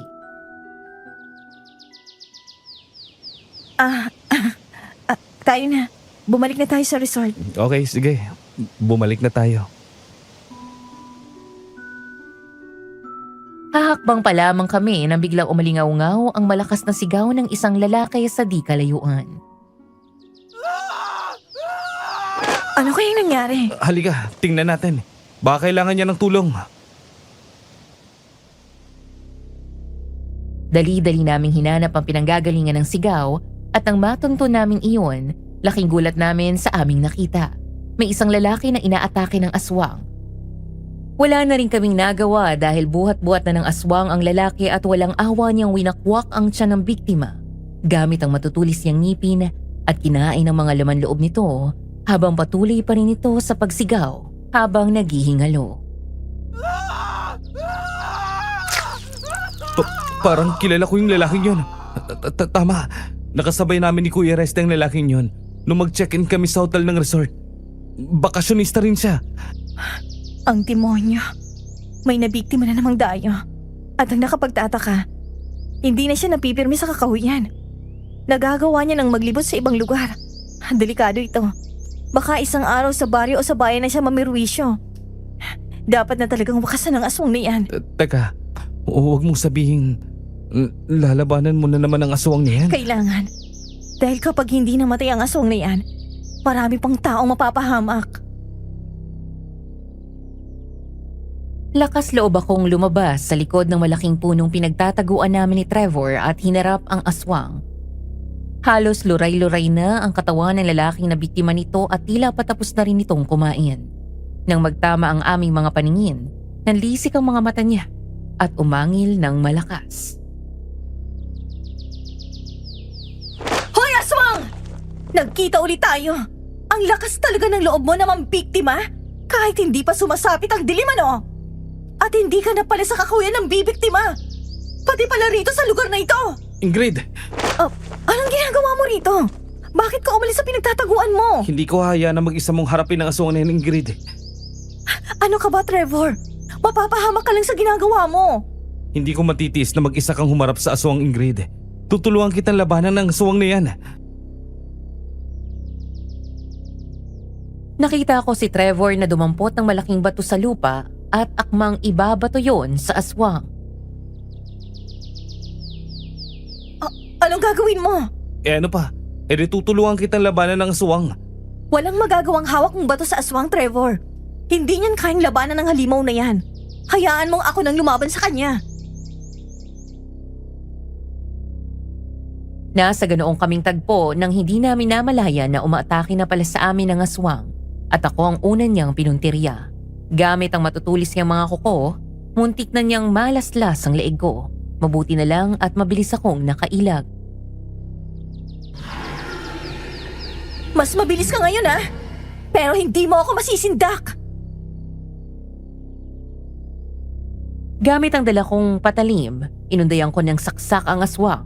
Inasinta ko ang kanyang tagiliran at tiyan. At nakita kong dumaplis ang isang patalim na hawak ko sa kanyang tagiliran, kaya napahiyaw ang aswang. Buisit! Hindi ko siya napuruhan! May ilap ang aswang na yan, ha? Heto ang sayo! Anong ginawa mo? Hindi mo ba nakita? Sapul sa mukha ang aswang. Tingnan mo, nasugatan ng mukha niya. Dahil sa ginawa mo, ikaw naman ang pupuntiryahin niya! Dahil sa ginawa ni Trevor, mas lalong nagalit ang aswang at siya naman ang inatake nito. Kahit may mga sugat, nagawa pa rin ang aswang na kubabawan siya at akmang sasakmalin nito ang kanyang leeg. Layuan mo ako! Layuan mo ako, aswang ka! Tigilan mo siya! Lubayan mong lalaking yan! Nagkaroon ako ng pagkakataon na muling atakihin ang aswang. Nagawa kong saksakin ito sa likod at sa isa pa niyang tagiliran na muling nagpahiyaw sa kanya. Dahil sa ginawa ko, umalis sa pagkakababaw ang aswang sa katawan ni Trevor at nagmamadaling tumakbo upang tumakas. Hahabulin ko sana ito nang pigilan ako ni Trevor. Tama na, huwag mo na siyang sundan, Ingrid. Baka mapahama ka pa. Hindi maaari. Kailangan kong mapatay ang aswang. May napatay na naman siya. At siguradong may kasunod pa yon. Kaya hindi siya maaari makatakas, Trevor. Pagkakataon ko na ito para mapatay siya. Baka kapag sinundan mo siya, ikaw naman ang mapahamak, Ingrid. Aswang pa rin yun at tao ka lang. Baka mapatay ka rin niya. Hindi ko mapapatawad ang sarili ko kapag may masama mangyari sa'yo. Hindi mo naiintindihan. Kailangan ko mapatay ang aswang. Mambibiktima pa siya ng iba. Kaya kailangan na matapos ng buhay niya. Pero nakatakas na naman siya. Hindi ko na naman tuloy alam kung kailan naman kami muling magtutuos. Pasensya ka na pero ayokong may mangyaring masama sa'yo. Sa tuwing nakikipaglaban ka sa aswang, hindi ko maiwasang mag-alala. Kahit alam kong kayang-kaya mo siyang labanan, hindi ko kayang makita na inilalagay mo ang sarili mo sa panganib. Kung hindi ko ilalagay ang sarili ko sa panganib, sinong gagawa? Walang ibang maaasahan sa baryong ito kundi ako. Hindi magawa ng mga tao rito na tugisin ng aswang. Ang kaibigan kong albularyo matanda na. At hindi niya na kayang labanan ng aswang. Kaya lahat ng kaalaman niya sa paglaban dito, itinuro niya sa akin. Ginusto kong maging manunugis, Trevor. Kaya pangangatawanan ko ito hanggat hindi namamatay ang aswang na yon. Tsaka bakit mo ako inaalala? Hindi mo naman ako kaano-ano pa. Kahit mapatay ako ng aswang, hindi mo ako kargo. Basta, hindi kakayanin ng konsensya ko na mapahama ka dahil sa aswang na yun. Pasensya ka na. Pero hindi mo ako mapipigilan sa gusto kong gawin. Nakatadhana ako ng mapatay ang aswang na yon. At walang sino man ang makapipigil sa akin. Nang makabalik kami sa baryo, sinabi namin sa mga staff ng resort na may nakita kaming patay na bakasyonista malapit sa talon upang malaman nila ang mga nangyari sa dayo. Sinabihan ko ulit si Trevor na walang sino man ang maaaring makaalam na nakaharap namin ang aswang. Nangako naman siya na wala siyang pagsasabihan bukod sa pinsan niya. Oh, ano nangyari sa'yo, pinsan? Bakit pawis na pawis ka? Nakita ko kayo ni Ingrid. Teka, anong ginawa nyo? May ginawa ka sa kanya, no? Gago ka talaga, pinsan eh. Huwag mo sabihin, pinilsa mo na siya. Wala akong ginawa sa kanya. Ha? Ganito ang itsura ko dahil naka-encounter na naman kami ng aswang. What? Aswang na naman? Akala ko ba hindi na kayo pupunta sa kakahuyan? Hindi kami nagpunta sa Kakawyan. Sa ibang lugar kami nagpunta pero ang pinagtataka namin, naroon din ang aswang at may bakasyonista itong pinatay. Naalala mo yung lalaki na kasabay natin sa pag-check-in dito? Yung may bigote? Nakita namin na biniktima siya ng aswang. Paano nangyari yun? Hindi ba't sa kakahuyan lang lumalabas ang aswang? Paano nakakapunta siya sa ibang lugar? Hindi rin alam ni Ingrid kung bakit. Hinarap nga niya ulit ang aswang eh. Nasaksak niya ito sa likod at tagiliran. Ngunit nakatakas. Sinabi na namin sa mga staff ng resort na may nabiktima na naman ang aswang pero hindi namin sinabi na nasaksihan namin ang pagpatay sa biktima. Sinabi lang namin na nakita namin ang bangkay nito. Ba, hindi na maganda ang nangyayaring ito. Una, hindi na lamang sa kakahuyan ang bibiktima ang aswang, kundi pati na rin sa ibang lugar. Baka mamaya niyan, dito na rin sa resort mambiktima ang aswang na yon. Pangalawa, ang babaeng palagi mong sinasamahan ay isang manunugis ng aswang. Delikado kung palagi mo siya kasama. Pwede kang mapahamak tulad ng nangyayari ngayon. Mabuti pa, umalis na tayo rito at bumalik na tayo sa Maynila. Hindi na ligtas dito. Hindi kuya. Hindi pa tayo pwedeng umalis dito. Kung hindi ko man mapipigilan si Ingrid sa misyon niyang puksay ng aswang, sasamahan ko siyang patayin to. Hindi ko siya hayaan na mag-isang harapin at patayin ng aswang. Hindi tayo alis dito hanggat hindi namin napapatay ang aswang. Nababaliw ka na ba? Ano bang naisip mo at gusto mong gawin yan, ha? Kapag nalaman ito ng mama mo, siguradong aatakihin yun sa puso. Ano bang kalokohan ito, pinsan? Gusto mo na bang magpakamatay? Mahal ko na si Ingrid. Ha? Iba siya sa lahat ng babaeng nakilala ko. Matapang siya at buwang loob. Ngayon lang ako nakakilala ng ganong klaseng babae. Gusto kong samahan siya sa nais niyang gawin. Gusto kong maging bahagi ng buhay niya. Mahal? Ang tanong, gusto ka rin ba niya? Kaya ba niyang suklian ang nararamdaman mo sa kanya? Alam mo, may nakapagsabi sa akin na may gustong manligaw kay Ingrid. Yung kababata niya, ng pangalan ay Abel. Isang mangingisda rito. Anong laban mo doon? Matagal nang kakilala ni Ingrid at ng pamilya niya ang lalaking yon. Ikaw, pwede na lang kung gagamitin mo ang pera mo. Hindi ko gagawin yan, kuya. Hindi ganong klaseng babae si Ingrid. Makikipaglaban ako ng patas. Lahat gagawin ko para lang magustuhan niya ako. Kahit pa matagal, handa ako maghintay. Magustuhan lang niya ako. Ewan ko sa'yo. Nasisiraan ka na ng ulo. Talagang desidito si Trevor na huwag umalis at manatili sa baryo hanggat hindi namamatay ang aswang. Doon ko napatunayan na talagang seryoso nga ang pagtingin niya sa akin. Ngunit wala kaming kamalay-malay na ang paglabas at pagbalik namin ni Trevor sa resort nung araw na yon ay nakita pala kami ng tatay ni Abel na si Mang Gerardo. Ang susunod na eksena ay base sa kwento sa akin ni Abel. Abel, anak. Nakita ko kanina si Ingrid at yung lalaking bakasyonista sa resort. Mukhang namamasyal na naman sila. Itay, Isa po sa mga trabaho ni Ingrid ang sama ng mga guest sa resort kapag namamasyal. Wala naman po ako nakikitang masama ron. Aba kung seryoso ka nang ligawan si Ingrid ay hindi ka dapat pumapayag na may kasama siyang ibang lalaki. Lalo na at yung tatay niya na si Andres ay gustong-gustong makapag-asawa ng taga-syudad ang anak niya. Para nga naman makalis sila rito sa baryo. Itay, hindi ko nga po nililigawan si Ingrid eh. Ayoko pong mangimasok sa buhay niya. At saka, kilala ko po si Ingrid. Hindi po siya aalis sa lugar na ito. Ang sabi niya sa akin, nandito ang buhay niya. Kaya hindi siya basta aalis dito. Sa akin lang naman anak pinaalalahanan lang kita. Dahil kung talagang gusto mo si Ingrid, gagawin mo ang lahat para mapasa kamay mo siya. Mga bata pa lang kami ni Abel, nararamdaman ko na may pagtingin siya sa akin. Hanggang sa lumaki kami, ramdam ko ang espesyal na pagtrato niya sa akin kumpara sa iba naming kaibigang babae. Alam na alam niya kung paano ako pasayahin at alagaan. Ngunit kaibigan lang talaga ang tingin ko sa kanya. Hindi ko kayang mahalin siya tulad ng pagmamahal niya sa akin. Samantala, isang gabi napansin ko si Itay na tila nag-aalala at hindi mapakali. Maya-maya nakita ko siyang lumabas ng bahay. Hindi ko alam kung ano ang pumasok sa isip ko ngunit sinundan ko siya. Laking pagtataka ko nang makita kong papunta siya sa kakahuyan. Sobra akong nag-aalala dahil may aswang doon.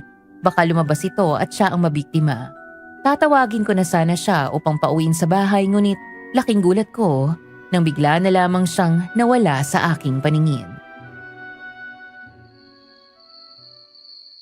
Nasaan na si Itay? Bakit bigla na lang siyang nawala? Lumingalinga ako sa paligid. Gamit ang dala kong flashlight ay hinanap ko si Itay. Ngunit kahit saan ako lumingon ay hindi ko siya makita. Gusto ko sana siyang tawagin ngunit nagdadalawang isip ako. Malalaman niyang sinundan ko siya kapag sumigaw at tinawag ko siya. Itinuloy ko ang paglalakad ng may pag-iingat. Hindi nagtagal may narinig akong nagsasalita. Ay, nakikiusap ako. Huwag siya. Huwag siya. Boses ni Itay yun ah. Nasaan kaya siya? At sinong kausap niya? Pumakbang pa ako ng kaunti hanggang sa makalapit ako sa kinaroroonan ni Itay. May kinakausap siya, ngunit wala naman ako naririnig na sumasagot sa kanya. Mahina rin ang kanyang boses. Tila ayaw niyang may ibang makarinig. Nasaan kaya rito si Itay? Bakit hindi ko siya makita? Maya-maya biglang umihip ang malakas na hangin at nakarinig ako ng mga kaluskos sa mga halaman. Muntik na akong mapasigaw ng malakas nang maramdaman kong may humawak sa balikat ko. Ay, kinabas ang ilaw! Anong ginagawa mo rito, anak? Nakakagulat ka naman, Tay. Saan ka pa galing? Sino yung kausap mo? Naghahanap kasi ako ng daon ng yerba buena. Gamot kasi yun sa pananakit ng katawan. Kapag sumasakit ang katawan ko, yun ang ginagamit ko. Ikaw, bakit nandito ka? At anong sinasabi mo na may kausap ako? Wala naman akong kausap. Ako lang mag-isa ang narito. Ano po? Imposible. Kasi dinig na dinig kong boses mo, Tay. Hindi ako maaaring magkamali. Boses mo ang narinig ko. Mas lalong imposible na ako ang narinig mo. Kasi wala naman akong ibang kasama rito. Kumukuha lang ako ng mga daon na gagamitin ko sa sakit ng katawan. Eto nga Marami akong nakuha. Kaya anong sinasabi mo na may kausap ako? Ipinakita sa akin ni Itay ang mga dahon na nakuha niya. Nang titigan ko ang mukha niya, hindi naman siya mukhang nagbibiro. Kung hindi siya ang narinig ko, kaninong boses yun? At bakit kaboses niya ang boses na narinig ko? Bakit po ba gabi na kayo naghahanap ng halamang gamot dito? Kaninang maliwanag pa hindi kayo pumunta rito. Alam niyo naman po na may gumagalang aswang dito, di ba? Paano kung kayong sunod na mabiktima ng aswang? Wala man lang kayong dalang pangontra. Ni hindi man lang kayo nagdala ng flashlight o gasera. Ang dilim dito, Mabuti na lang at sinundan ko kayo. Ay, nako. Dapat hindi mo na ako sinundan dito. Baka hinahanap ka na ng inay mo sa bahay. Mas mabuti pang umuwi na tayo. Nakakuha na naman ako ng kailangan ko eh. Sa pagbalik namin sa bahay, naguguluhan pa rin ako sa nangyari. Hindi talaga ako makapaniwala na nanguha lang si Itay ng halamang gamot sa kakahuyan. Bigla ko siyang nakita na nawala at narinig kong may kinakausap siya. Hindi ko nga lang masyadong maintindihan ang sinabi niya. Ngunit sigurado ako na may kausap siya. Naikwento ko kay Inay ang nangyari sa kakahuyan. Ano? May kausap ang Itay mo sa kakahuyan? Meron po talaga, Nay. Mahina pa nga pong pagsasalita niya na para bang ayaw niyang may makarinig. Tapos bigla na lang siyang lumitaw. May hawak ng mga dahon ng yerba buena. Ang sabi niya gagamitin niya yon bilang gamot sa sakit ng katawan. Sadya ka mo gagamitin ang dahon ng yerba buena sa sakit ng katawan? Wala naman siyang sinabi sa akin na masakit ang katawan niya. Nagbuhat pa nga siya kanina ng 2 sakong bigas eh. Kung ganon, may hindi po talaga sinasabi sa atin si Itay. May ginagawa siya na hindi natin alam. Ay, Diyos ko. Huwag naman sana. Huwag naman sana ang alinay. Huwag naman sanang may ibang babaeng kinakatagpo ang Itay mo. Baka mamaya may kabit siya. Baka nabuntis niya yung kabit niya. Baka kaya gusto niyang umalis dito para takasan ng babaeng nabuntis niya. Ay nako, Andres. Huwag na huwag kang magkakamali. Kundi puputulin ko ang kuwan mo. Sa tingin ko po hindi ganun, Nay. Nararamdaman ko na ibang dahilan ni Itay. At yun ang dapat nating malaman. At ang isa pa po sa nakapagtataka. Anong nakapagtataka, anak? Parang hindi man lang siya nag-aalala na may gumaganang aswang sa kakahuyan. At malakas pang loob niyang magpunta ron. Samantalang may nabiktima na namang dayo ang aswang. Nakita namin ni Trevor ang bangkay nito malapit sa talon. Talaga? May nabiktima na naman ang halimaw? Ay, Diyos ko. Kailan ba matatapos ang paghahasik ng lagim ng halimaw na yon tuwing sasapit ang tag-init? Pero teka, kasama mo na naman pala ang bakasyonistang yun, anak. Sinabihan ka ba ng Itay mo na ipasyal ang lalaking yun? Hindi po, Nay. Sinamahan ko siya sa pamamasyal dahil kasama po yun sa trabaho ko sa resort, di ba? At saka pasasalamat ko na rin yun kay Trevor sa pagliligtas niya kay Itay. Kahit gawa-gawa lang naman ni Itay ang pagkalunod niya. Kahit na, anak, hindi mo pa rin lubos na kilala ang lalaking yon. Maraming loko-loko na taga-syudad, kaya mag-iingat ka. Pagdating naman sa Itay mo, kapag nagpatuloy siya sa mga kalokohan niya, malaki ang tsansang siya ang sumunod na mabiktima ng aswang dahil sa mga pinagkakagawa niya. Malalaman din natin kung anong itinatago ng Itay mo. Tandaan mo, anak, na walang lihim na hindi nabubunyag. Mula nang mangyari yon sa kakahuyan, palihim na naming minamatyagan si Itay. Ngunit sadyang mailap siya. Ayaw niyang malaman namin kung ano man ang tinatago niya, kaya palagi na lamang kaming nabibigo ni Inay. Samantala ng sumunod na gabi, nagpunta raw sa bahay si Abel upang kausapin sila. Abala ako sa pamamalansya sa kwarto ng mga oras na yon, kaya hindi ko alam na nagpunta pala siya. O Abel, napadalaw ka. May kailangan ka ba iyo? Oh, ano kailangan mo? Bakit ka narito? Gabi na. Bakit hindi mo na lang ipagpabukas kung ano man ang sadya mo, Abel? Magandang gabi po, Mang Andres. Aling Perlina. Hindi naman po ako magpapaligoy-ligoy pa. Gusto ko pong ligawan ang anak ninyong si Ingrid. Mahal ko po siya. Mga bata pa lamang po kami. Siya na ang laging laman ng isip at puso ko. Pag ako ko po, aalagaan ko siya at hindi ko siya sasaktan. Para sa akin ay walang problema iyo. Si Ingrid ang... May ipapakain ka na ba sa anak ko? Ayaw kong mapunta ang anak ko sa kung sino man na lalaki. Andres, hindi basta-basta lang si Abel. Masipag siya at mabait na bata. Matagal na natin siyang kilala.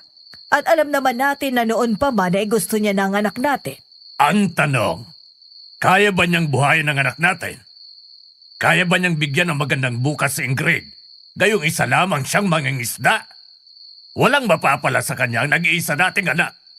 Mawalang galang na po, Mang Andres. Aaminin ko po. Mangingisda lamang po ako. Pero buong puso ko pong mamahalin at aalagaan si Ingrid.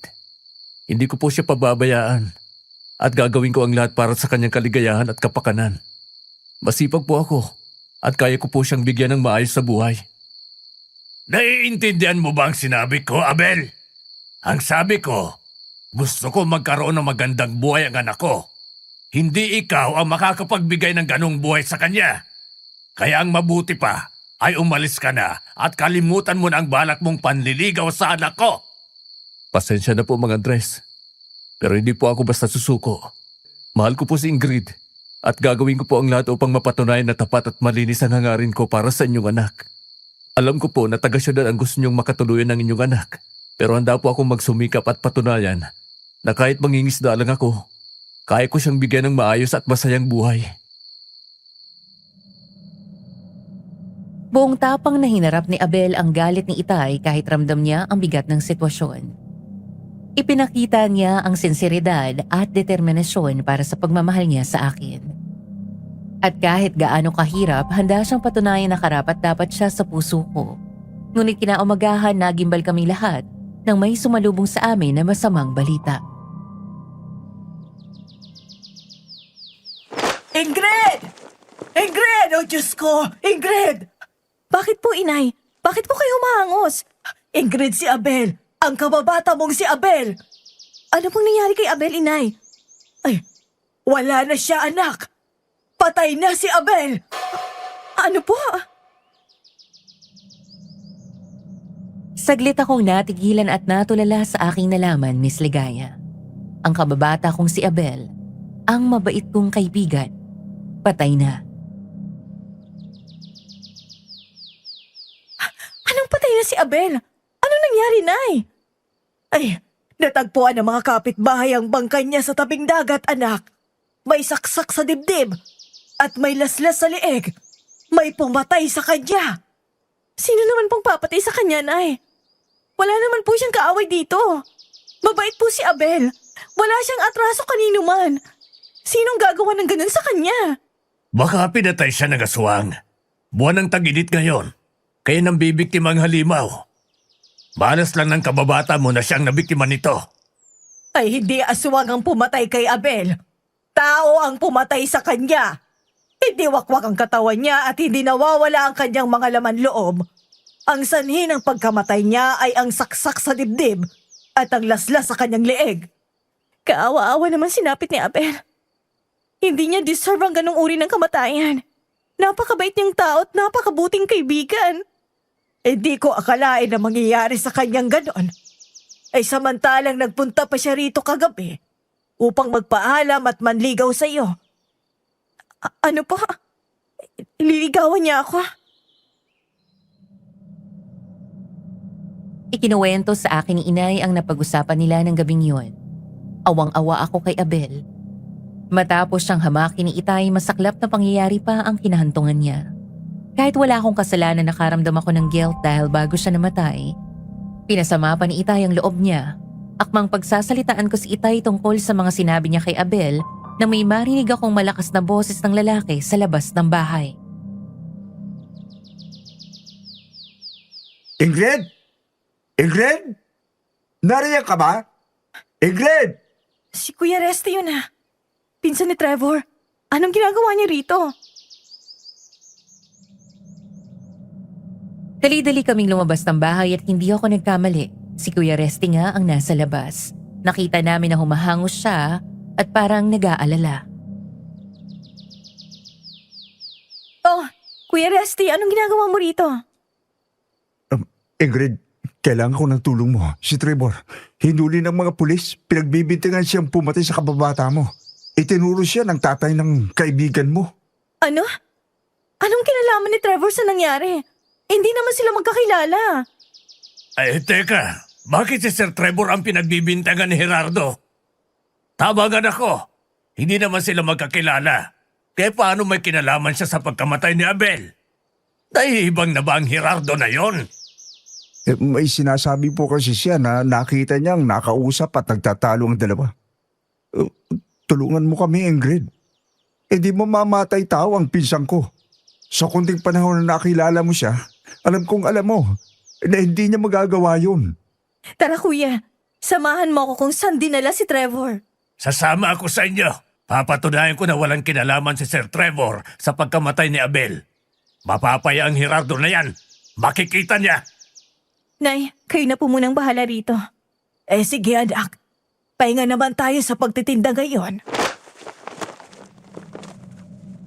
Pagdating namin sa lugar kung saan dinala ng mga pulis si Trevor, naabutan pa namin doon si Mang Gerardo na nagwawala pa rin sa sobrang galit sa nangyari kay Abel. Ano pang hinihintay ninyo? Kulong nyo na ang lalaki yan dahil siyang pumatay sa anak ko!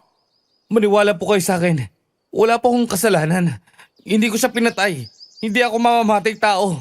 Nagkakamali po kayo ng pinagbibintangan. Naniniwala ako sa kanya. Wala siyang kasalanan. Hindi siya ang pumatay kay Abel. Nandito na kami, pinsan. Tutulungan tayo ni na Ingrid at Mang Andres. Ingrid, mabuti at dumating kayo. Wala akong kasalanan.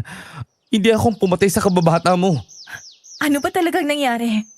At bakit ikaw ang pinagbibintangan ni Mang Gerardo na pumatay kay Abel? Siya ang pumatay sa kababata mo, Ingrid. Siya ang pumatay sa anak ko. Nakita ko silang nagtatalo ni Abel at nakita kong galit na galit siya sa anak ko. Kaya siya lang ang pwedeng gumawa dyan sa kanya. Walang ibang kaaway ang anak ko. Tanging siya lang ang nakaaway ni Abel. Kaya walang ibang pwedeng gumawa dyan, kundi ang dayo na yan. Walang katotohanan ng sinasabi niya, Ingrid.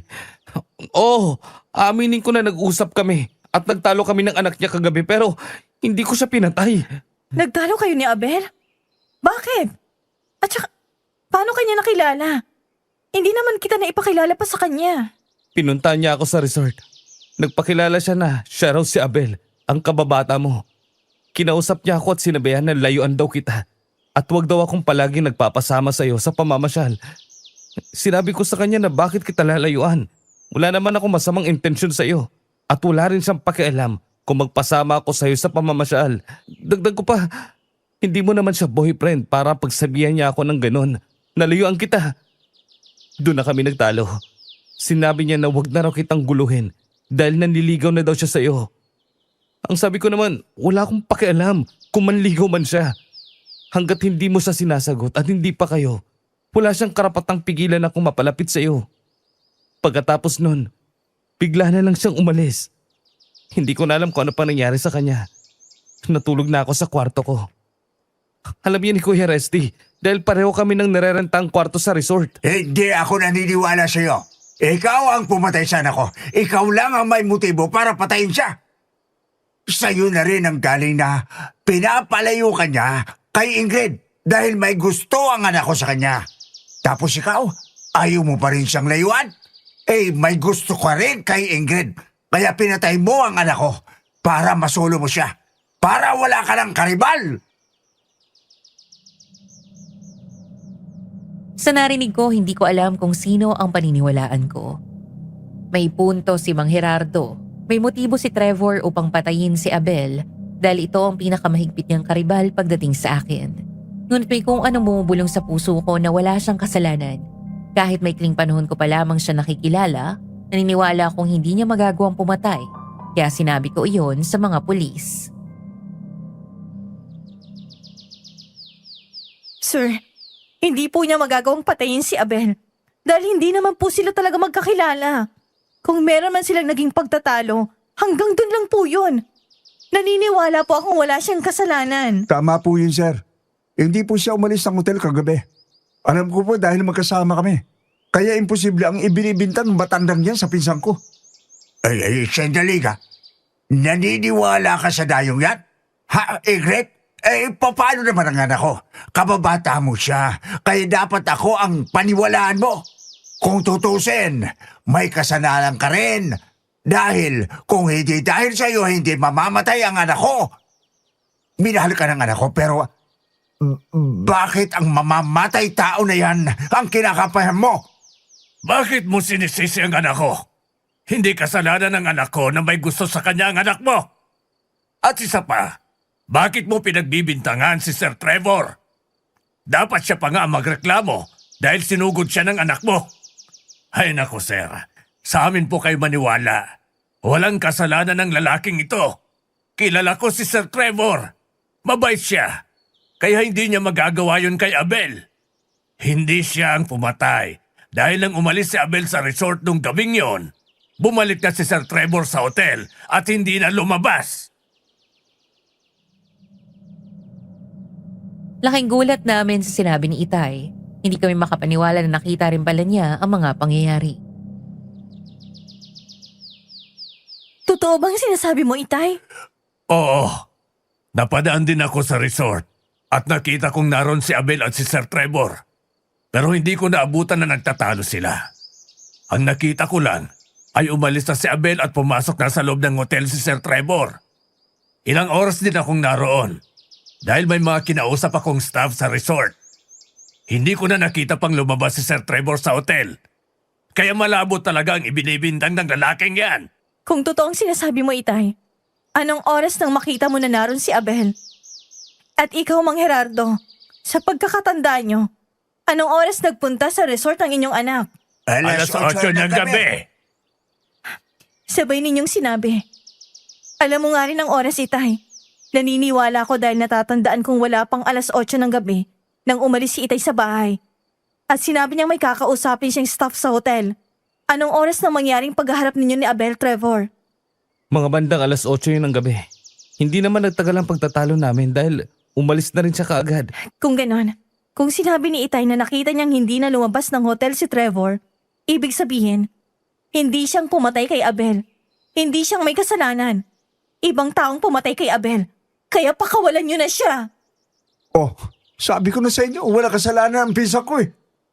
Kung hindi nga lang nakita ang saksak at laslas sa lieg ng kababata mo, Ingrid, aswang ang pagbibintangan kung may gawa nito sa kanya eh. Kaso hindi. Halatang taong may gawa eh. Ay, hindi. Hindi niyo pwedeng pakawalan ng lalaking yan. Hindi ako papayag. Mabubulok siya sa kulungan. Magbabayad siya sa pagkamatay ni Abel. Hoy, wala kang matibay na ebidensya na si Sir Trevor nga ang pumatay sa anak mo, Gerardo. Kaya manahimik ka na riyan. Ay mga sir, kung gusto ninyo, kausapin niyo pa ang mga staff ng resort na kausap ko at sila ang magpapatunay na totoo ang sinasabi ko. Dahil sa kakulangan ng ebidensya at sa aming mga testimonya, pinakawalan din ng mga pulis si Trevor. Ngunit hindi iyon matanggap ni Mang Gerardo, kaya nagbanta siya. Hindi pa tayo tapos. Hindi kita titigilan hanggat hindi nabibigyan ng hustisya ang pagkamatay ng anak ko. Tandaan mo yan! Hindi ko makakalimutan ang ginawa ninyong ito sa akin at sa anak ko. Nakasimangot at patabog na umalis si Mang Gerardo. Bago pa siya tuluyang umalis, tiningnan pa niya kami ng matalim. Bigla akong kinabahan sa pagtitig niya na tila nanilisik. Ngunit binaliwala ko iyon at nagmamadali na kaming umalis. Dahil sa nangyari, patuloy ang investigasyon sa kaso at mas naging mahigpit ang pagbabantay ng mga pulis sa paligid ng baryo. Nang sumunod na araw, hindi pa man ako nakaka-move on sa pagkawala ni Abel. Panibagong patay na naman ang nangyari. May nabiktima na naman ang aswang at nakita namin ang bangkay sa loob ng kakahuyan. Kasama ko noon si Trevor. Sinamahan niya akong hanapin ang aswang sa kakahuyan. Sinabi niya sa akin na handa raw niya akong tulungan sa misyon ko na patayin ang aswang. Ilang beses ko siyang pinigilan ngunit buo talaga ang loob niya na tulungan ako. Nagbabaka sakali kaming matsyempohan ng aswang. Ngunit sa paghahanap namin, iba ang tumambad sa amin. Isang bangkay ng lalaki. Wakwakan siya nito at mukhang nawawala ang mga laman loob. Halos maluray na rin ang bangkay at malapit na rin humiwalay ang ulo sa katawan. Nang makilala namin kung sino ang biktima, bigla akong nanlumo at muntik pa akong maduwal nang makita ang kalunos-lunos na itsura nito. Diyos ko! Si Mang Gerardo! Nabiktima siya ng aswang! Iyan yung tatay ng kababata mo na pinagbibintangan akong pumatay sa anak niya, di ba? Huwag mo nang tingnan, Ingrid. Kahabag-habag nangyari sa kanya. Namatayan na nga siya ng anak, pati siya nabiktima pa ng aswang. Kailangan nating ipalam to sa mga tao, Ingrid. Mabait naman si Mang Gerardo eh. Sadyang mahal na mahal lang niya si Abel dahil kaisa-isa niya itong anak. Parang ikalawang ama na niyang turing ko sa kanya. Bakit nangyari ito sa kanila? Hindi sila masamang tao. Lalo na si Abel na wala pa rin nakakaalam kung sinong pumatay sa kanya. Hindi nila deserve ang ganitong uri ng kamatayan. Tana, Ingrid. Sigurado magkasama na sila ng kababata mo. Ang mahalaga ngayon ay maiganti natin ang pagkamatay nila. Kailangan na nating mapatay ang aswang. Pagbabayaran ng aswang ngayon ang ginawa niyang pagpatay kay Mang Gerardo at sa lahat ng naging biktima niya. Magbabayad din ang sino mang pumatay kay Abel. Ipinapangako ko yan. Nang bumalik kami sa baryo upang sabihin sa mga tao ang tungkol sa natagpuan naming bangkay sa Kakahuyan, nagkagulo ang lahat at hindi makapaniwala na si Mang Gerardo ang sumunod na biktima ng aswang. Nang puntahan ng mga pulis ang bangkay, nakumpirma nga nila na si Mang Gerardo nga yun. Sa kabila ng bulungan ng mga tao sa baryo tungkol sa magkasunod na pagkamatay ng mag-ama, isa sa mga kapitbahay namin ang lumapit sa akin at may binulong Miss Ligaya. Laking gulat ko sa sinabi niya dahil kilala raw niya kung sino ang huling nakasama ni Mang Gerardo bago ito namatay. Ano? Si Itay ang kasama ni Mang Gerardo kagabi na nagpunta sa Kakahuyan? May nasabi ba sa'yo ang itay mo? Kung bakit nagpunta sila sa Kakahuyan, Ingrid? Wala eh. Wala siyang sinabi. Pero, Trevor, kinakabahan ako. Hindi kayo may kinalaman yun sa pagpunta ni Itay noong nakaraang gabi sa Kakahuyan? Anong ibig mong sabihin? Sinundan ko kasi si Itay na nagpunta sa Kakahuyan noong nakaraang gabi. Nagtaka ako kung anong gagawin niya ron, samantalang may gumagalang aswang doon. Ngunit habang sinusundan ko siya, bigla na lamang siyang nawala. Tapos nang hinahanap ko na siya sa paligid, narinig kong boses niya na may kinakausap. Pero hindi ko naman masyadong marinig yung sinasabi niya. Alam kong boses niya yon dahil kilalang kilala kong boses ni Itay. Pagkatapos may narinig akong kumakaluskos sa paligid at bigla na lang siyang nagpakita sa akin. Ang sabi niya kumuha lang daw siya ng dahon ng yerba buena. At nang tanungin ko siya kung sino yung kausap niya, ang sabi niya wala daw siyang kausap. Pero dinig na dinig ko talaga na meron eh. Ano sa tingin mo?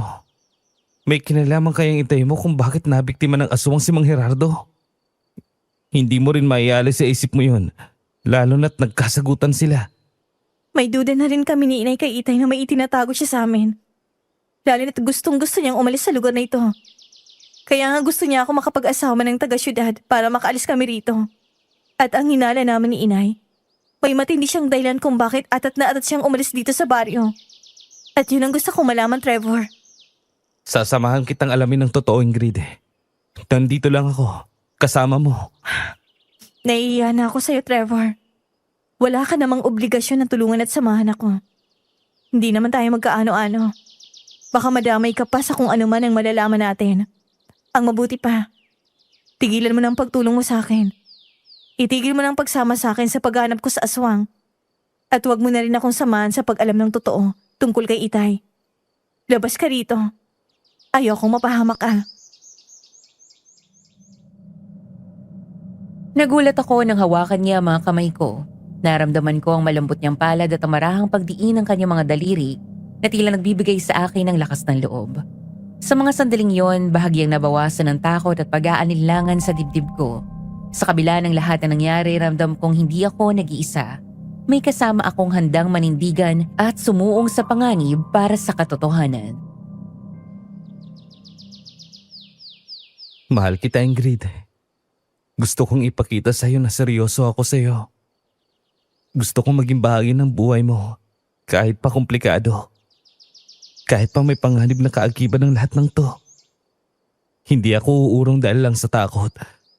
Kung haharapin mo ang dilim, haharapin ko rin yung nakasama mo. Hindi kita iiwan. Ano man ang kahinatnan ng lahat ng to. Trevor, Nandito lang ako.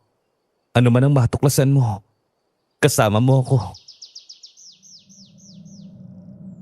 Tumangulang ako sa sinabi niya at nagmamadali kaming pumunta sa resort dahil baka naroon si Itay at nag-a-assist sa mga bakasyonista. Ngunit wala siya roon. Naisip kong pumunta sa aming bahay dahil baka naroon siya. Pagdating namin doon, si Inay lang ang naabutan namin. Nay, nasan po si Itay? Wala siya rito, anak. Wala ba siya sa resort? Alam ko doon siya pupunta para mag-assist sa mga guests. Teka, bakit kasama mo na naman si Sir Trevor? Saka na po ako magpapaliwanag, Nay. Sa ngayon, kailangan naming makita si Itay. Alam mo ba, Nay? Patay na rin si Mang Gerardo. Pinatay siya ng aswang. Ano? Pinatay ng aswang si Gerardo? Ay, Diyos ko. Kamamatay lang ni Abel. Siya naman ang sumunod. Ano bang kamalasan ang dumapo sa mag-amang iyon? Nay, ang sabi sa akin ni Aring Nelia, nakita raw niya si Itay nakasama si Mang Gerardo kagabi. Nagpunta raw ang dalawa sa kakahuyan kung saan natagpuan ang bangkay ni Mang Gerardo. Ano? Ano naman ang ginawa nila sa kakahuyan? Aling Perlina, dahil may nakikita kay Mang Andres, nakasama si Mang Gerardo sa kakawyan. Maaring isipin ng mga tao na may kinalaman siya sa pagkamatay nito. Lalo na't nagkasagutan sila nung nakarang araw. Siguradong naroon si Itay sa kakahuyan. Halika, Nay. Alamin natin kung ano ba talagang inililihim sa atin ni Itay. Samahan mo kami, Trevor. Oo, sige. Sasama ako. Gusto kong malaman kung ano ba talagang ginagawa ng magaling mong ama. Teka, Nay. Magdala po kayo ng pangontra tulad ng asin at bawang. Baka mamaya biglang magpakita ang aswang. Hindi na lang siya sa gabi nagpapakita, pati na rin sa umaga. Oo, sige anak. Mabutit sinabi mo. Ikaw, Trevor, kunin mo yung buntot pagi na nakasabit sa bintana. Dalhin mo yan. Malaking maitutulong yan sa atin. Sige. Agad kaming pumunta sa kakahuyan. Maingat naming nilakad ang daan papunta roon. Kahit umaga, ramdam namin ang kakaibang hangin sa paligid na maalinsangan. Nakaamoy din kami ng mabahong amoy na hindi namin alam kung saan nanggagaling. Hanggang sa may marinig kaming boses sa di kalayuan. Magbibigay pa ako sa'yo.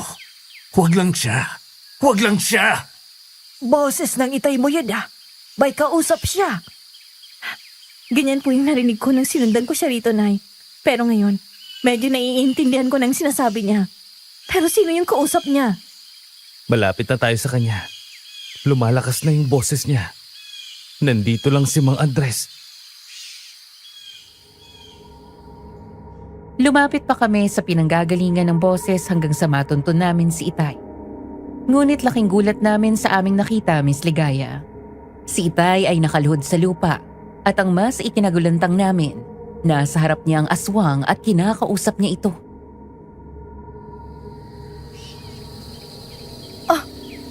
Anong ibig sabihin nito, Itay?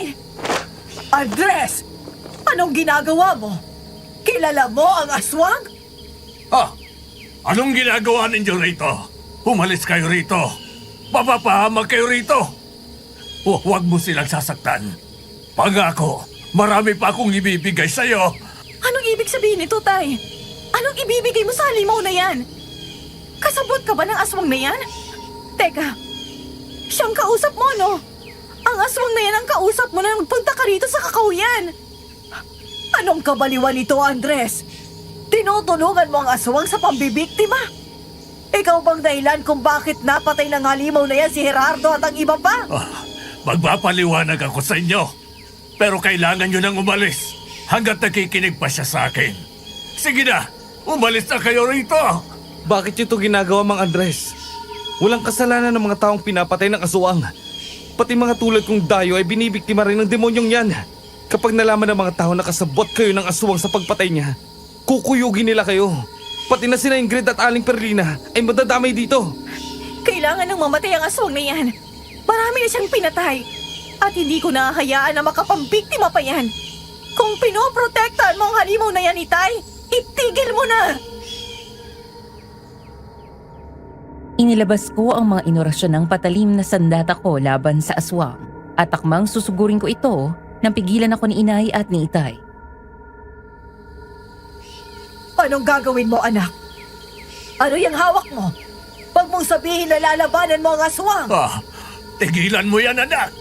Mapapahamak ka lang. Sinabi niya sa akin na pinagtatangkaan mo raw siyang patayin. Hindi ka niya ginagalaw dahil anak kita. Pero hindi na raw siya makapagtimpi. Papatay ka niya, anak. Kapag hindi mo itinigil ang pagtugis mo sa kanya, itigil mo na ang pagiging manunugis. Ano? Isa kang manunugis, anak? Bakit hindi mo sinabi ang tungkol dyan? Kung ganon, nakapagsumbong na pala sa'yo ang aswang na yan, Tay. Alam niyo na palang pagiging manunugis ko. Oo, isa akong manunugis. Nag-aral ako na maging manunugis dahil gusto kong mapatay ang aswang na yan na palagi na lang namimerwisyo at nambibiktima ng mga inosenteng tao tuwing buwan ng tag-init. Gusto ko nang matapos ang lagim dito sa baryo dahil walang ginagawang mga tao rito para patayin ang aswang. Kaya ako ang gagawa. Hindi ko sinabi sa inyo, Nay, dahil ayoko mag-alala kayo sa akin. At ngayon nagkaharap na ulit kami ng aswang, hindi na ako papayag na makatakas pa yan. Ngunit bago ako makasugod, naunahan na ako ng aswang. Agad niya akong sinunggaban. Sa sobrang bilis niya, hindi ko namalayan na nakakubabaw na pala siya sa akin. Umalis ka sa ibabaw ko, limong ka! Demonyo! Lubayan mo si Ingrid! Ito ang siyot!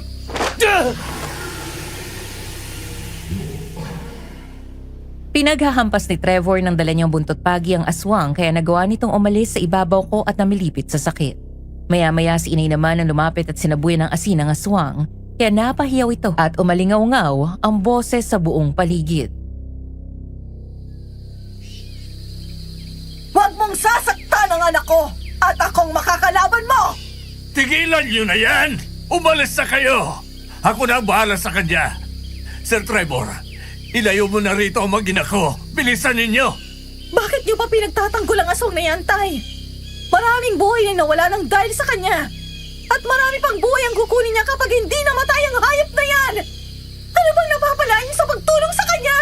Ano? Hindi mo naiintindihan, anak. Umalis na kayo. Lumayo na kayo rito. Umalis na kayo sa lugar na ito. Sir Trevor, ialis mo na rito ang mag-ina ko. Nakikiusap ako. Ialis mo na sila rito. Ano bang pinagsasasabi mo, Andres? Bakit mo kami gustong paalisin? Ano bang nangyayari sa'yo? Bakit mo pinoprotektahan ang aswang na yan? Sa sinabi ni Itay, tila nagwala na naman ang aswang at sinugod na naman ako. Gamit ang matutulis niyang kuko, muntik na niyang mahiwa ang tagiliran ko. Mabuti na lang at sinangga ko ang matutulis niyang kuko gamit ang hawak kong mga patalim. Pagkatapos ay malakas ko siyang sinipa sa tiyan kaya napaurong siya. Muli naman siyang sinabuyan ng asin ni inay at hinampas ng buntot pagi ni Trevor. Dahil nanghina siya sa pagsaboy sa kanya ng asin at paghampas ng buntot pagi, iyon na ang pagkakataon ko para sugurin siya. Nagawa ko siyang tadyakan sa ulo, kaya napahiga ang aswang. Ako naman ang kumubabaw sa kanya at nagawa ko siyang saksakin sa balikat at sa leeg. Sumirit ang masaganang dugo mula roon, kaya mas lalong humiyaw ang aswang. Sasaksakin ko na sana siya ulit nang magawa niyang masugatan ng matutulis niyang kuko ang braso at ang balikat ko. Kaya umalis ako sa ibabaw niya.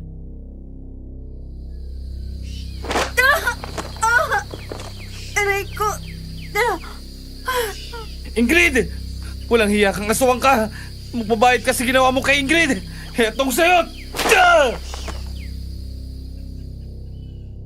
Muling pinaghahampas ni Trevor ng buntot pagi ang aswang, ngunit nagawa siyang sipain ito ng malakas sa tiyan, kaya napasalampak sa lupa si Trevor. Si inay naman ay akmang sasabuyin ulit ng asin at babatuhin ang bawang ang aswang, ngunit nagawa rin ng aswang na sipain sa tagiliran si inay, kaya natumba ito at napaupo sa lupa. Si Itay naman ay patuloy na inaawat ang aswang. Tama na! Tumigil ka na! Huwag mo silang saktan! Nakikiusap ako sa'yo! Huwag mo silang saktan! Ngunit hindi nakikinig ang aswang. Habang namimilipit ako sa sakit dahil sa mga tinamukong sugat, akmang susugurin na naman niya ako para kubabawan ay dali-daling iniharang sa akin ni Itay ang kanyang katawan. Kaya ito ang walang habas na pinagkakalmot ng aswang gamit ang mahahaba nitong kuko. Tama na! Wag! Andres, asawa ko! Hindi tinigilan ng aswang ang pagkalmot sa katawan ni Itay. Hanggang sa akmang wawak-wakin na nito ang tiyan niya. Nang makita kong nilapitan ni Trevor ang aswang at sinakal ito gamit ang hawak niyang buntot pagi. Wala kang karapatang saktan ng babaeng mahal ko at ang pamilya niya. Mamamatay ka, aswang. Wala kang karapatang mabuhay dito sa mundo. Ingrid, pagkakataon mo na. Tapusin mo na ang halimaw na to!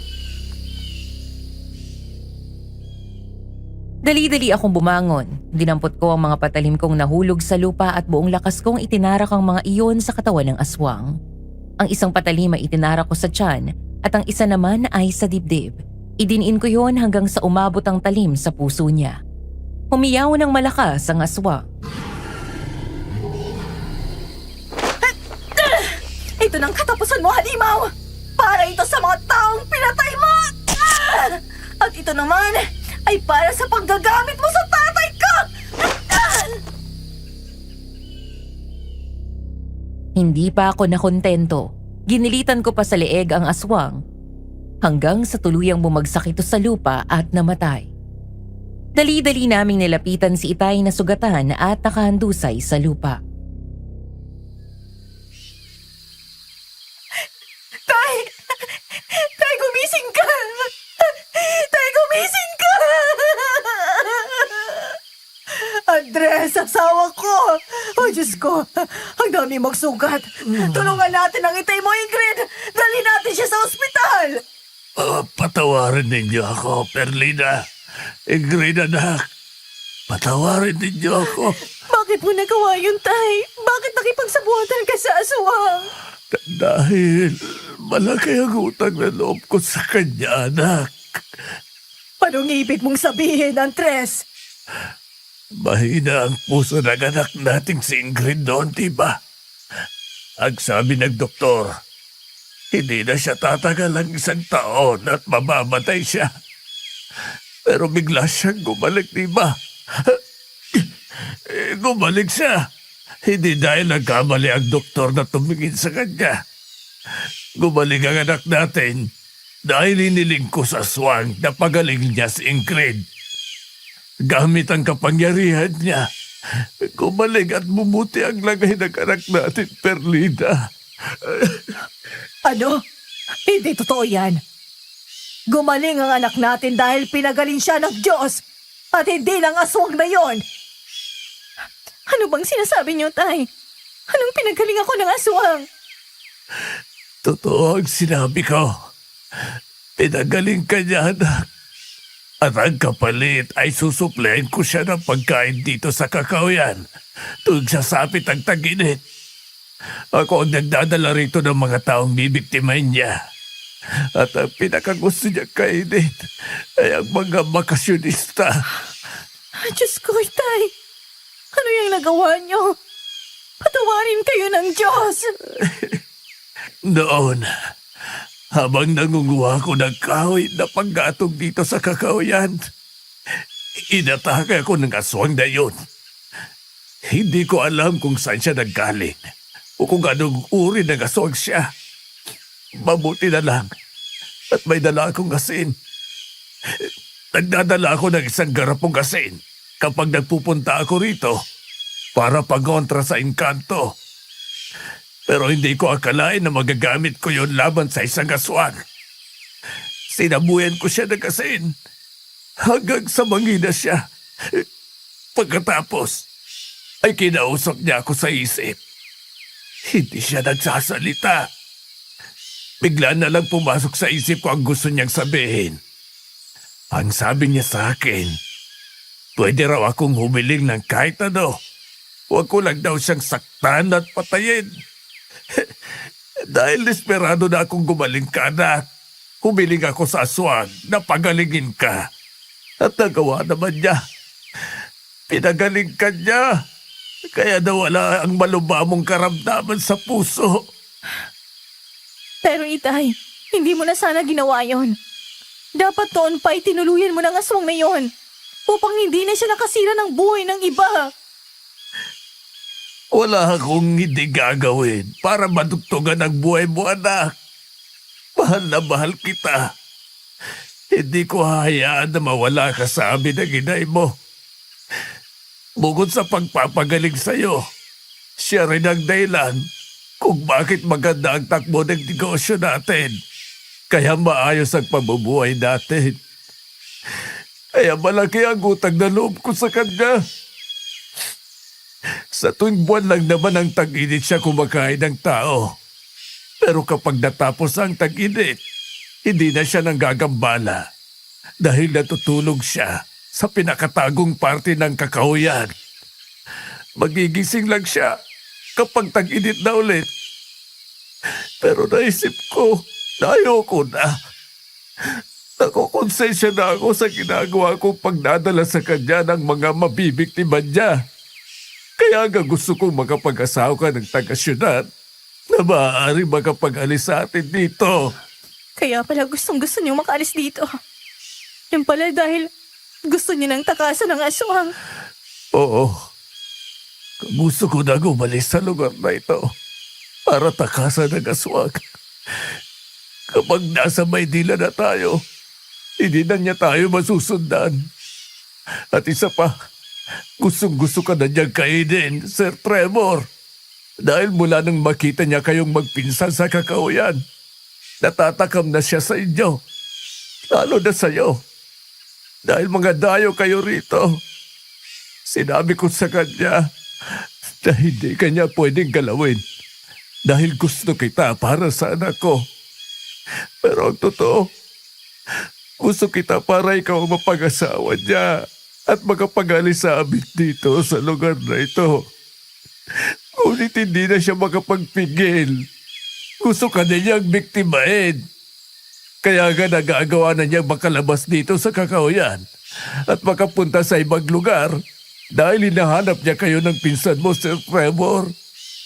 Tinatakot na niya ako na kapag hindi niya raw kayo nakain, ang anak ko ang papatayin at kakainin niya. Kaya pala maaga siyang lumabas sa lungga niya nung nagpunta kami sa kakahuyan. Yung pala'y dahil naamoy o nakita niya na may mga dayo dito. Pero bakit ka natatakot sa kanya, Andres?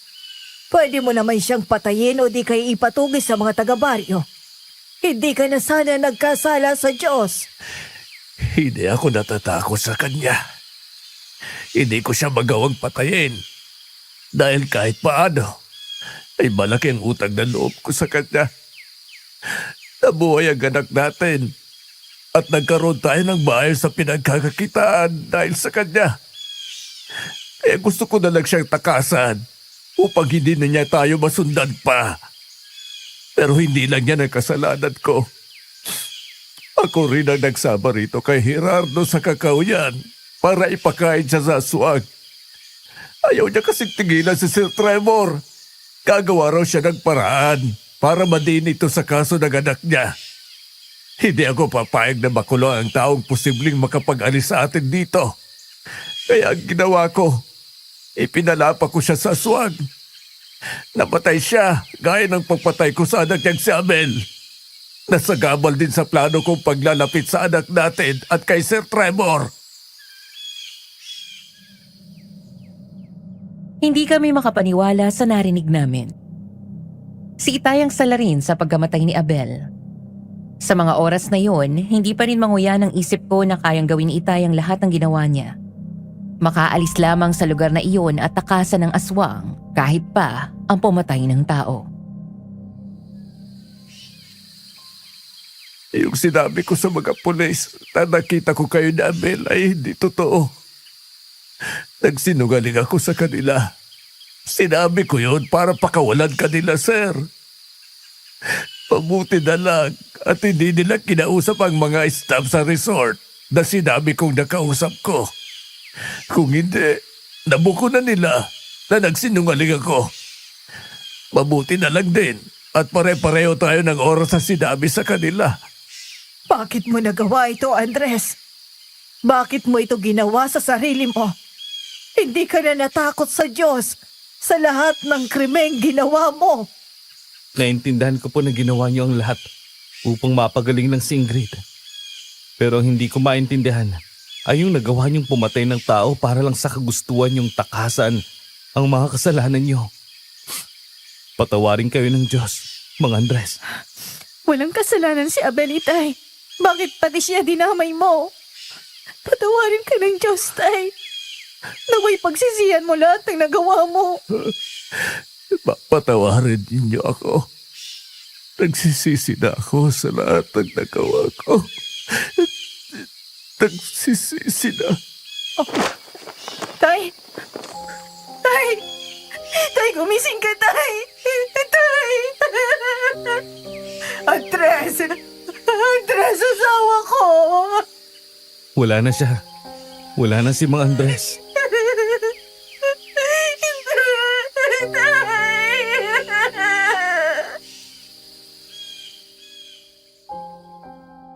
Kahit maraming nagawang kasalanan si Itay, hindi pa rin namin magawang magalit sa kanya dahil ginawa lamang niya ang lahat ng iyon dahil sa pagmamahal niya sa akin. Sa kanyang pagkamatay, napagbayaran na rin niya ang lahat ng kanyang nagawa. At kasama niyang inilibing sa hukay ang lahat ng kanyang sikreto at kasalanan. Wala nang nakakaalam ng tunay na dahilan ng pagkamatay ng mga naging biktima ng aswang at wala na rin nakaalam ng totoong sanhi ng pagkamatay ni Abel. Dahil napagkasunduan naming ibaon na lamang sa limot ang lahat.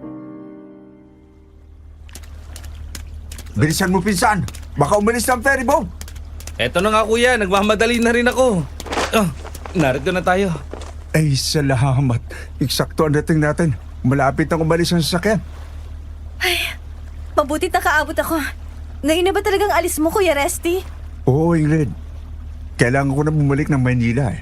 Marami pa akong babalikan sa trabaho. Kasi yung isa riyan ay ayaw pang umuwi. Ang sabi niya, 2 weeks pa raw siya rito. Ako tuloy ang mag-aasikaso sa mga trabaho niya sa kumpanya. Huwag ka na magreklamo kuya. Pagbalik ko sa Maynila, ako nang bahala sa reward mo. Bo, sabi mo yan ha, pinsan. Aasahan ko yan. Gusto ko trip to Japan ha? Kung gusto mo, trip around the world pa eh. Ayos. Sige na, pinsan. Alis na yung ferry boat. Sumunod ka kagad doon, ha? Bye, Ingrid. Ikaw na muna bahala dyan sa pinsan ko, ha? Oo. Hindi ko pababayaan tong pinsan mo. Bye, Kuya Resty. Ingat sa biyahe. Babalik ka ulit dito, ha? Bye kuya. Nang makaalis na si Kuya Resty, nabigla ako nang hawakan ni Trevor ang kamay ko at marahang pinisil yun. Napangiti ako at nakaramdam ng kapanatagan.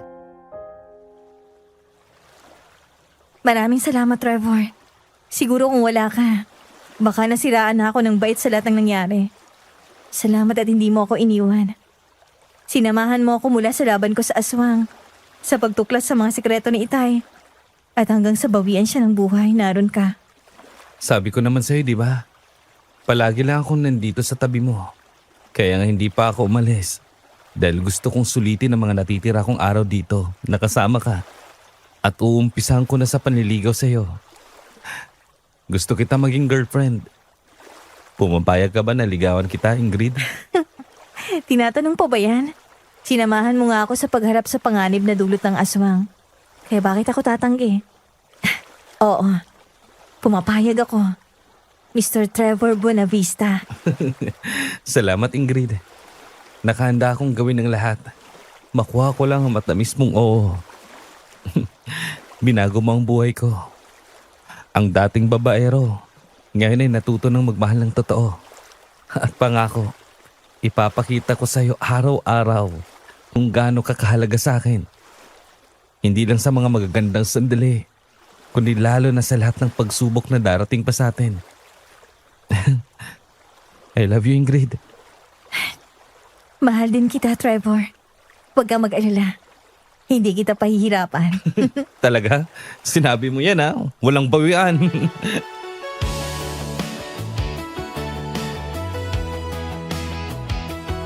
Kahit wala na si Itay, ipinagpatuloy pa rin namin ni Inay ang buhay.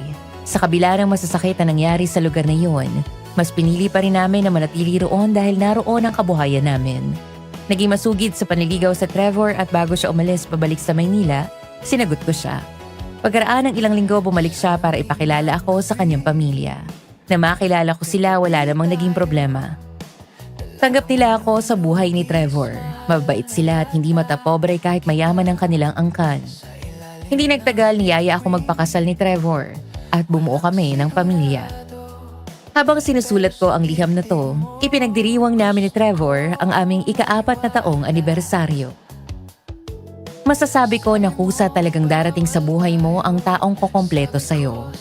At kapag dumating na siya, mararamdaman mo kaagad na siya na ang iyong tahanan, katuwang, at ang taong handang makasama ka sa kahit anong hamon ng buhay.